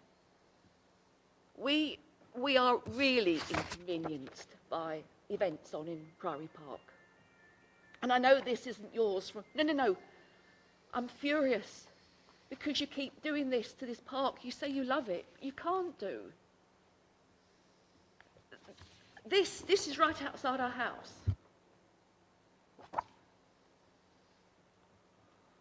You could have gone somewhere else. I don't think you even looked. What about renting a field from a farmer? We have in St Ives we have events in different parks. I think across the town they're not all in the same place. I think that this question is it's not irrelevant, but the fact is we are dealing with an application at this particular park, and we're not talking about alternative venues. Could it be perhaps then that the bollards down Huntingdon Road go from top to bottom, and not just 50 yards down each road, but because I know that people in the estate behind us were highly inconvenienced by cars parking. I'm sorry, we really are losing the currency. We are. I'm sorry. I really. Yes, I appreciate you, and Mr. Pitt has already dealt with and explained about the parking.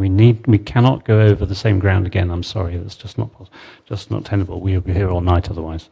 I would really like to move on now to section C, which is asking the responsible authorities, to address the subcommittee and call any witnesses if relevant. Thank you.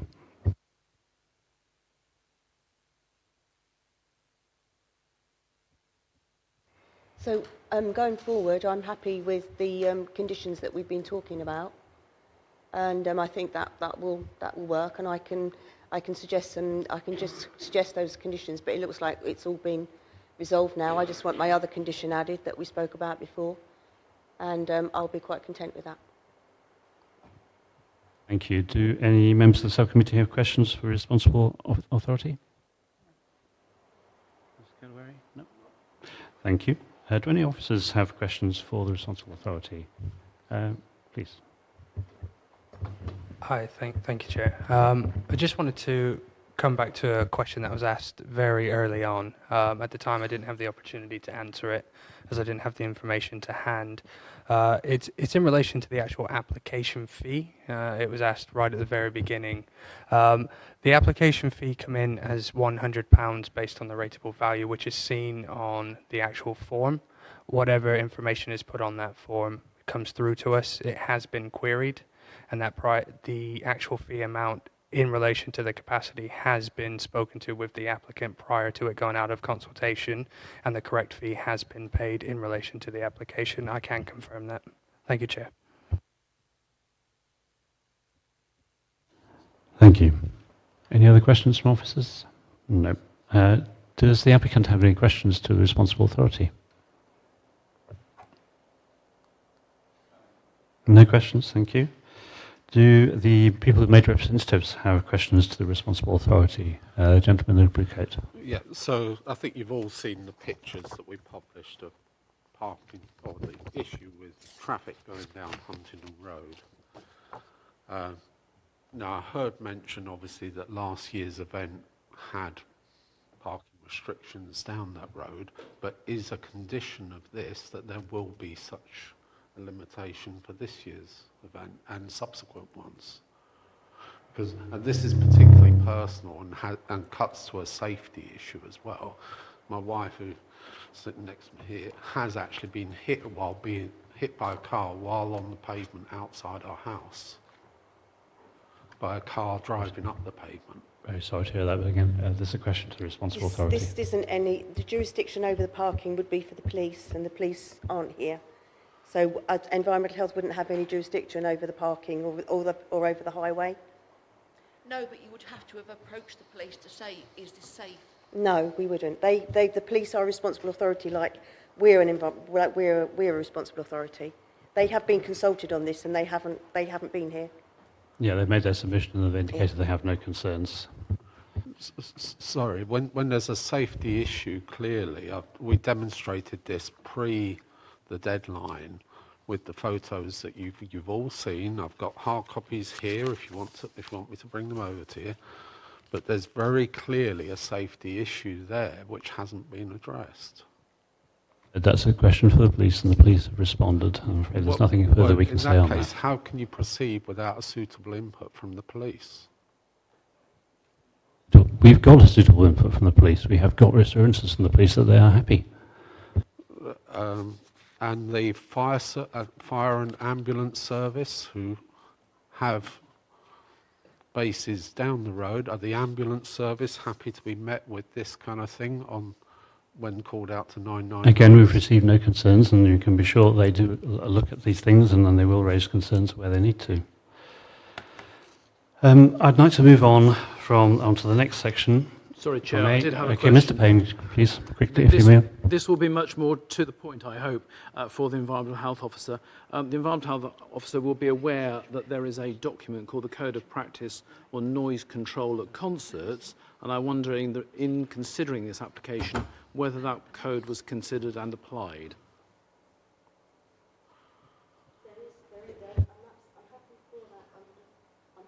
I'm aware of the document, and because it's sort of like a one-off festival as it was, and I did look at it, and I'm happy for it to go ahead, because the document does talk about various numbers of events per year. Indeed it does. It talks about 1 to 3, and it suggests setting a sound level restriction at 75 decibels over a 15-minute period, but that didn't appear in your representation, did it? No, it didn't, no. So this guidance wasn't applied to the consultation, is that right? In this situation, no, it wasn't. It wasn't, thank you. No. Thank you. It's also a very old document. It's also a very old document, and it's sort of deemed to be, and in the presence of anything else, in the presence of nothing else, that's what we would consider. It's the current document, isn't it? Well, it's been withdrawn, actually, so it isn't current. It's been withdrawn. and the absence of anything else. That is what some local authorities choose to refer to, but it hasn't. It is not current. I think we'll have to agree to differ on that. I think we will have to, yes. Okay, any other questions for the responsible authority, which is Environmental Health? Remind me of the only representative at this meeting. So can If I not- ask, has the Safety Advisory Group met to consider this? Because again, that's in here.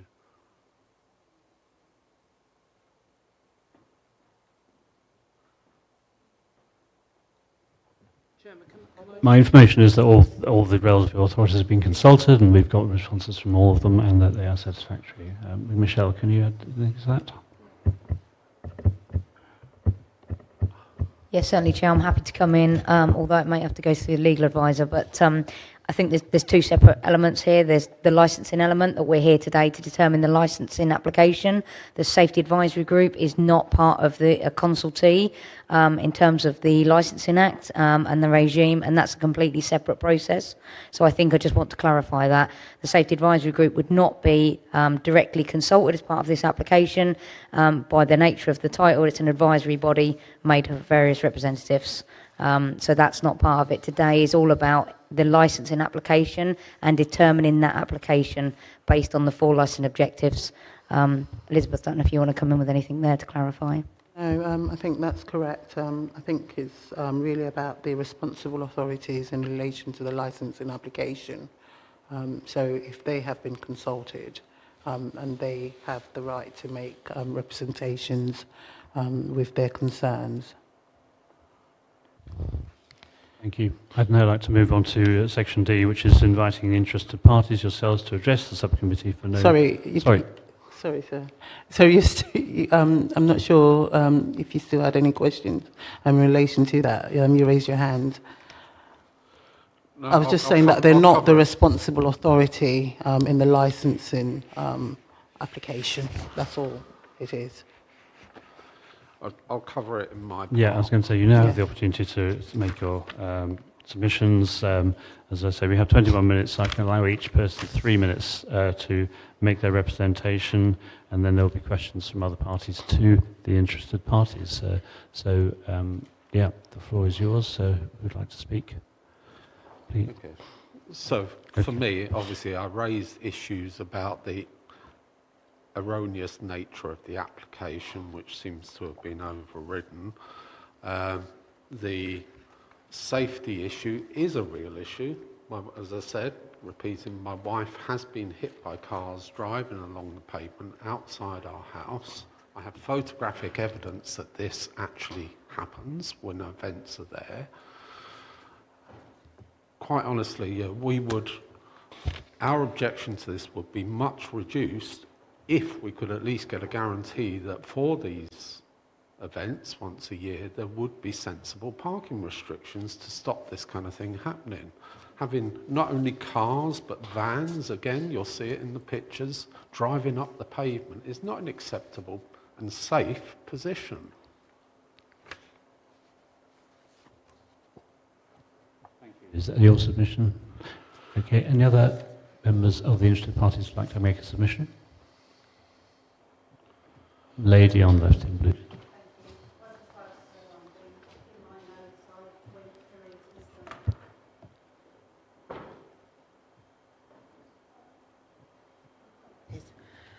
I went through it as it was directed, so prevent crime and order.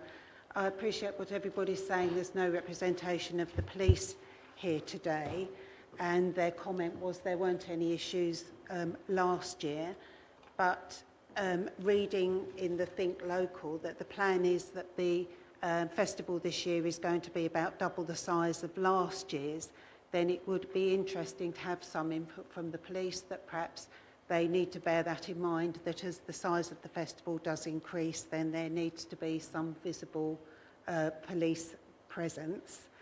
Going on to public safety, is that where environmental health came in, and one of the issues, I think, thank you, you've now addressed, was the noise level.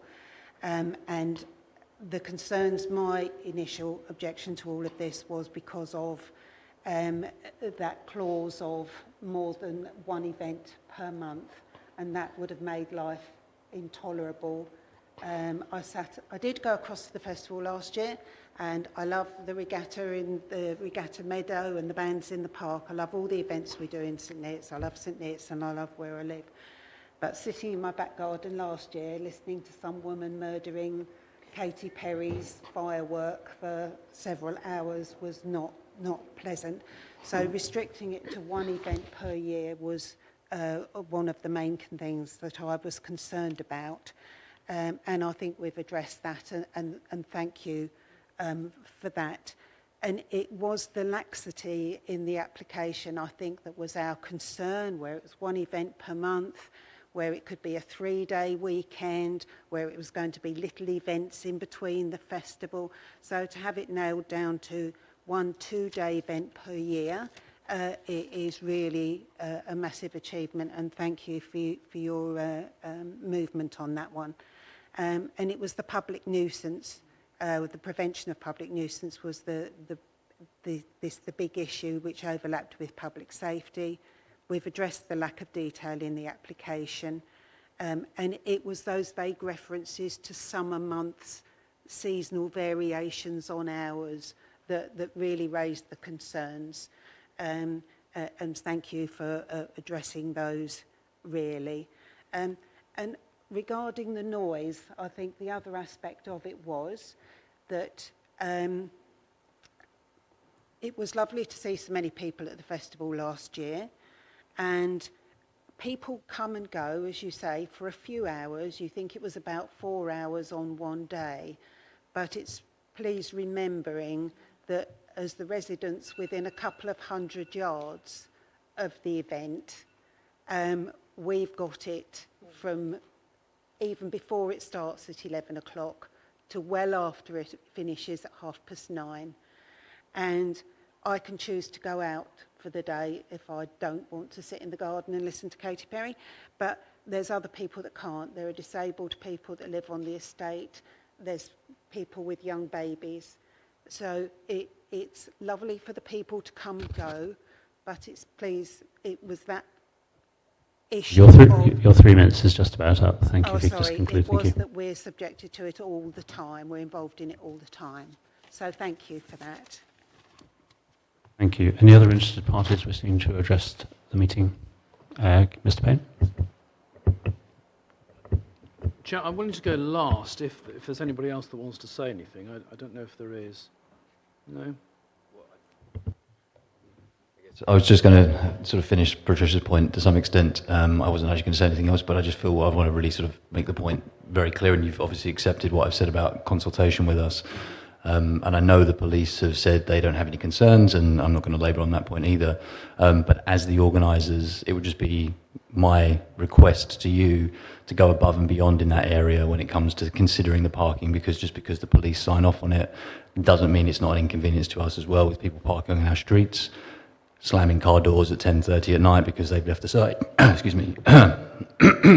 Because they've left the site later. So I don't know what more you can do, but all I just would ask is that you do everything you absolutely can within reason to push that forward, to make sure you manage it as carefully as possible. Thank you. Thank you. Mr. Payne, 3 minutes, please. I'll be as brief as I can. I have to say, having practiced licensing for probably over 30 years and having been a licensing manager and environmental health officer, this is one of the worst applications that I've ever seen for a festival. It is, in the operating schedule, pretty meaningless as to what will be done to promote the licensing objectives. That is your one and only consideration. The applicants said in their presentation that they were here to promote the arts. They were here to increase awareness of the park. All very meritorious, but they said absolutely nothing about the measures that they were going to undertake to promote the licensing objectives. That is the be-all and end-all. What do we have within the application to satisfy you that this organisation, who already have admitted that they made mistakes, that they're not professionals, they're amateurs at dealing with this, what is there within the application that can satisfy you that they will promote the licensing objectives? Well, pretty much nothing. There is the promise of a vague event management plan, and that is about it. Who knows what that will actually contain beyond security and drugs and traffic management, safeguarding and noise management plan. No detail is here for you to consider. Now, holding a license is a privilege. It is something that you can award to somebody who you feel is responsible, can meet the obligations of a license and the conditions of that license. Now, I've put together a set of conditions, which you have, which are typical of a festival of this type. I would encourage you to look at those if you are minded to grant a license, and I've already heard from you that you intend to grant a license. That was before, indeed, the Environmental Health Officer gave a view. But those conditions, we would say, are the absolute minimum for an event of this type. I mentioned about the noise, the pop code, if you will. And while we were sitting here, I've just taken the opportunity of having a quick look. And indeed, that guide is still prevalent on the internet. And indeed, I found it straight front and centre on Birmingham City Council's website. That code suggests the imposition of noise conditions, which you simply do not have in the pack before you, before those conditions that I presented. There are noise conditions in there that relate to other festivals that I've dealt with that have been imposed by environmental health officers making representations. We say that those are reasonable. If those conditions were imposed, and if the event was limited to the 1 per annum over 2 days, I'm sure my client would have no opposition to the license being granted. However, that's not what we've got at the moment. We have an uncontrolled event that is being proposed. We have an event that has tried to hoodwink, frankly, by not including alcohol sales and submitting temporary events notices. I'm aware that there have been 2 temporary events notices provided. And just to demonstrate the difficulty we've had, we've asked for copies of those. Those haven't been provided. Now, there are 2 temporary events notices, but if you look at the plan, and of course the plan is a suitable scale for you to look at this and read this, there are 4 or 5 bars that are shown on that plan. Something is not right here. Now, if you are minded to grant the license, what we say is grant it subject to the conditions we have suggested. But actually, this is an application that, as presented to you, is poor, is not capable of being granted, and therefore should be refused. Chair, I hope that helps. I'm conscious that you have guidance within your policy, and your policy makes it clear that you have to focus on the impact of the activities taking place on members of the public living, working or engaged in all activity near the premises. That's 5.2. And that conditions will generally only be considered unnecessary. Well, this is an unnecessary situation if they're covered by other legislation. Well, the conditions that we propose to you are not covered by other legislation, so therefore they are necessary. 24.2 of your policy. Those are provisions to which you must have regard. If you are going to grant this licence, we suggest that you do that with those conditions we've offered. Thank you for your submission. We note that. Just to be clear, this process is ongoing. Nobody has made a decision as to whether grant or not grant the licence for this at this point in time. We'll move on now to questions that other people may have for the interested parties. Are there any questions from members, please?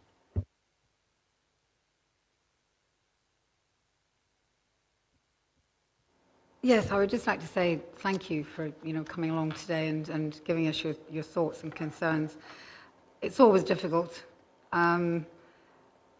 We have to go away and discuss this now, and we hope we can come to a conclusion that suits everyone. Thank you.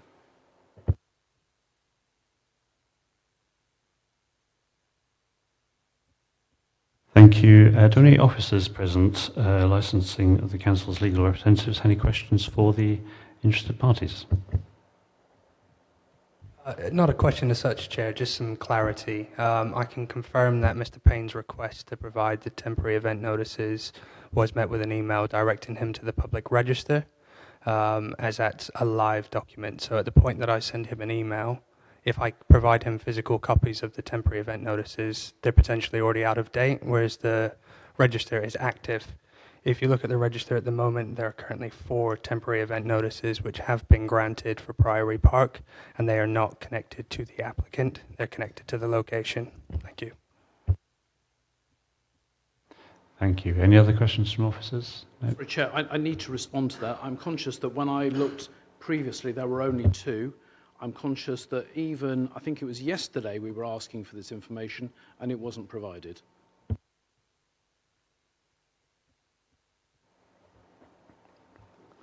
Thank you. Evidence that what you sent. Thank you, Chair. I mean, I can't provide any more clarity to it than that it's a live register. If I don't process the temporary event notices myself, our admin team do that. If any have come in since the last time Mr. Payne's looked, then they will be there. They won't have been there when he's looked. That's why we've provided him the live register rather than copies of documents that were relevant at the time of his request. This way he has access 24 hours to a live system. Thank you for the clarification. Do the applicant or their representatives have any questions for the interested parties, please? Questions? Thank you. Does the responsible authority have any questions to the interested party? No. Okay. Finally, any other questions from interested parties? In the last call, so to speak, lady in blue. Can I just ask, it says we'll be notified of your decision within 5 days. Will that be email, letter? Yeah, just to clarify, a determination notice will be provided by the committee via Democratic Services, and that will be sent to the applicant and all interested parties. So you will receive that in writing. Okay, that's lovely. Yeah, and that will be via email for anyone that we have an email address on file. Anyone that's not here today that has represented via written post will be sent a letter via post, obviously. Thank you very much. Thank you. Thank you, gentleman in blue. Yeah, so quick question for the council generally. Why are things like the event management plan so classified? This is something which, as a local resident, we have a legitimate interest in because it directly affects us. Why is it classified? Why is it secret what's happening around this? That's the way the process operates, I'm afraid. There's nothing you can really add to that. There are obviously procedures and protocols around the whole thing, and that's the way that functions. But obviously, as part of that, you know, we're then not able to ask legitimate questions like the ones I've raised, where arguably the police or somebody should be present to answer these things, and that everybody in the room, apart from maybe the applicant, is blind to what's in there. Well, as I say, that's the way the process works. There's nothing I can really add. I need to just give people the opportunity to have any comments on the representations from those people who are not able to attend today, whether there's any comments on those other written representations at all. I think we've covered, to be honest, I think we've covered all of the ground that I'm aware of, having read the whole agenda pack end to end. I'm not aware of anything that we haven't covered this afternoon, but if anybody thinks that there is anything, please shout now.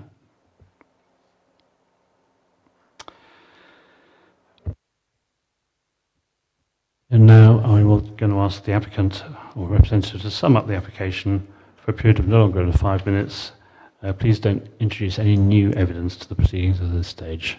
Thank you, Mr. Pitt. Thank you, Chair. So I'd like to, at some point, address some of the points made earlier. Is that okay to do that now, or is that acceptable? So obviously, I think hopefully we've addressed the primary concern of a lot of the objectors regarding the frequency of the events. And again, I'd like to apologise for the impression that you got, and I understand why you had that impression. We were looking to do far more than we ever intended. Regarding sort of the police, so essentially the event management plan is a document, it's a live document. It continues to be developed throughout the process of planning this event, and the licensing process is one part of that whole process. So we've had numerous dialogues with a long list of statutory bodies. We have got a parking suspension already in place. Well, what's the word? We've got that's come through from Highway, so that will be in place in future, and that will be part of the process of, for each event, there will be an event management plan that the police will have to be satisfied with each year. So the issue really is it's not part of the premises license process, but it doesn't mean it doesn't matter, and it really matters to us as well. We don't want to have an event. We don't want to have unhappy neighbours for this event. You know, we're really keen that it's something that the whole town can enjoy. We appreciate there is an element of disruption for nearby neighbours, and we're doing our best to avoid those issues. There's a reference to doubling of size of the festival. Essentially what we're doing is creating some extra, much smaller parts of the festival, so it will look very similar in size, and actually the maximum capacity is 5,000 people, which is the same as last year. So it'll be more kind of breadth rather than size. I think regarding the 29 conditions put forward by the representative of one of the complainants, again, just to reiterate, they were written without really understanding of what we're trying to achieve, and I think if they'd come through a few weeks earlier, we could have had a meaningful dialogue with the objector and probably agreed to quite a few of those. But because, like, for example, one of them was to limit the capacity to 2,000 people. Now we've got 1,500 people involved in delivery, plus staff like security and production staff, so we would have had 250 guests coming into the festival, which is completely unworkable. So we are, keen to continue with a capacity of 5,000, which is what this premises license allows. And there are a number of other issues with the conditions that were just unworkable on any kind of practical level. So again, if we'd had a discussion over a couple of weeks, we could have probably agreed to some of those, but at this late point, it's not something that we're able to countenance. Other than that, I think we've probably covered most of the points, so unless one of my colleagues wants to come in. Yeah, I just wanted to say that the police want to have a presence there in a really kind of just a reassuring way as well. So they will be there at the whole of the weekend. We did our best with, we failed last year with signage for parking. So we'd had the agreement with the rugby club that people could go and park there so it wouldn't affect anyone. What we failed to do then, because the ground, I don't know if you remember last year, that weekend it was 31 degrees, trying to put signs in the ground just proved impossible. We didn't have the tools. So what we needed to do then, and we've got that on our plan this year, is to make sure we've got enough signage to direct cars to the rugby club. Also, more signage for the free bus that we had running around the town as well, so that people didn't feel the need to bring their cars, and we'll again have bikes as well. And also we took into consideration the finishing time. So I know that you don't want to have car doors shutting at 10:30 at night. So we will be ushering. I think the fencing is going to make people not. We can kind of ask people to leave. We couldn't ask people to leave last year because it's their park. So once it hits 9 o'clock and we've all finished, we can then get people out of there sooner, and it will still be light, and it will still hopefully not impact as much. And it's the same event as last year, and it's the same people, and it's pretty much the same kind of thing that you can expect this year. That's just wanted to reassure that it's not a brand new thing. We know what we're expecting this time as a town, so just wanted to reassure you. Thank you very much. So before we move on to item 6, which is the exclusion of the press and public, the subcommittee will retire to deliberate next. The Council's legal advisor will provide legal advice and to record the subcommittee's decision. We're not clear how long deliberations will take. Our decision will be sent out to you all in writing as soon as possible. If you do want to wait around, you're welcome to do so. The choice is yours. All parties do have a right to appeal to the Magistrates' Court within 21 days of the decision. Elizabeth, is there anything you wish to add at this point?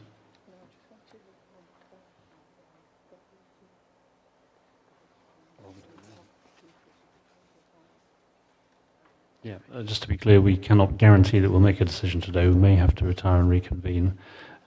So, yeah, you may have to bear it in mind if you decide to stay or to leave. Thank you. So that leaves me to thank you all for your attendance today, and we are now going to move on to item 6, which is the exclusion of the press and the public. Members, are you happy to exclude the press and public at this point? Councillor Kowary? Thank you. Thank you.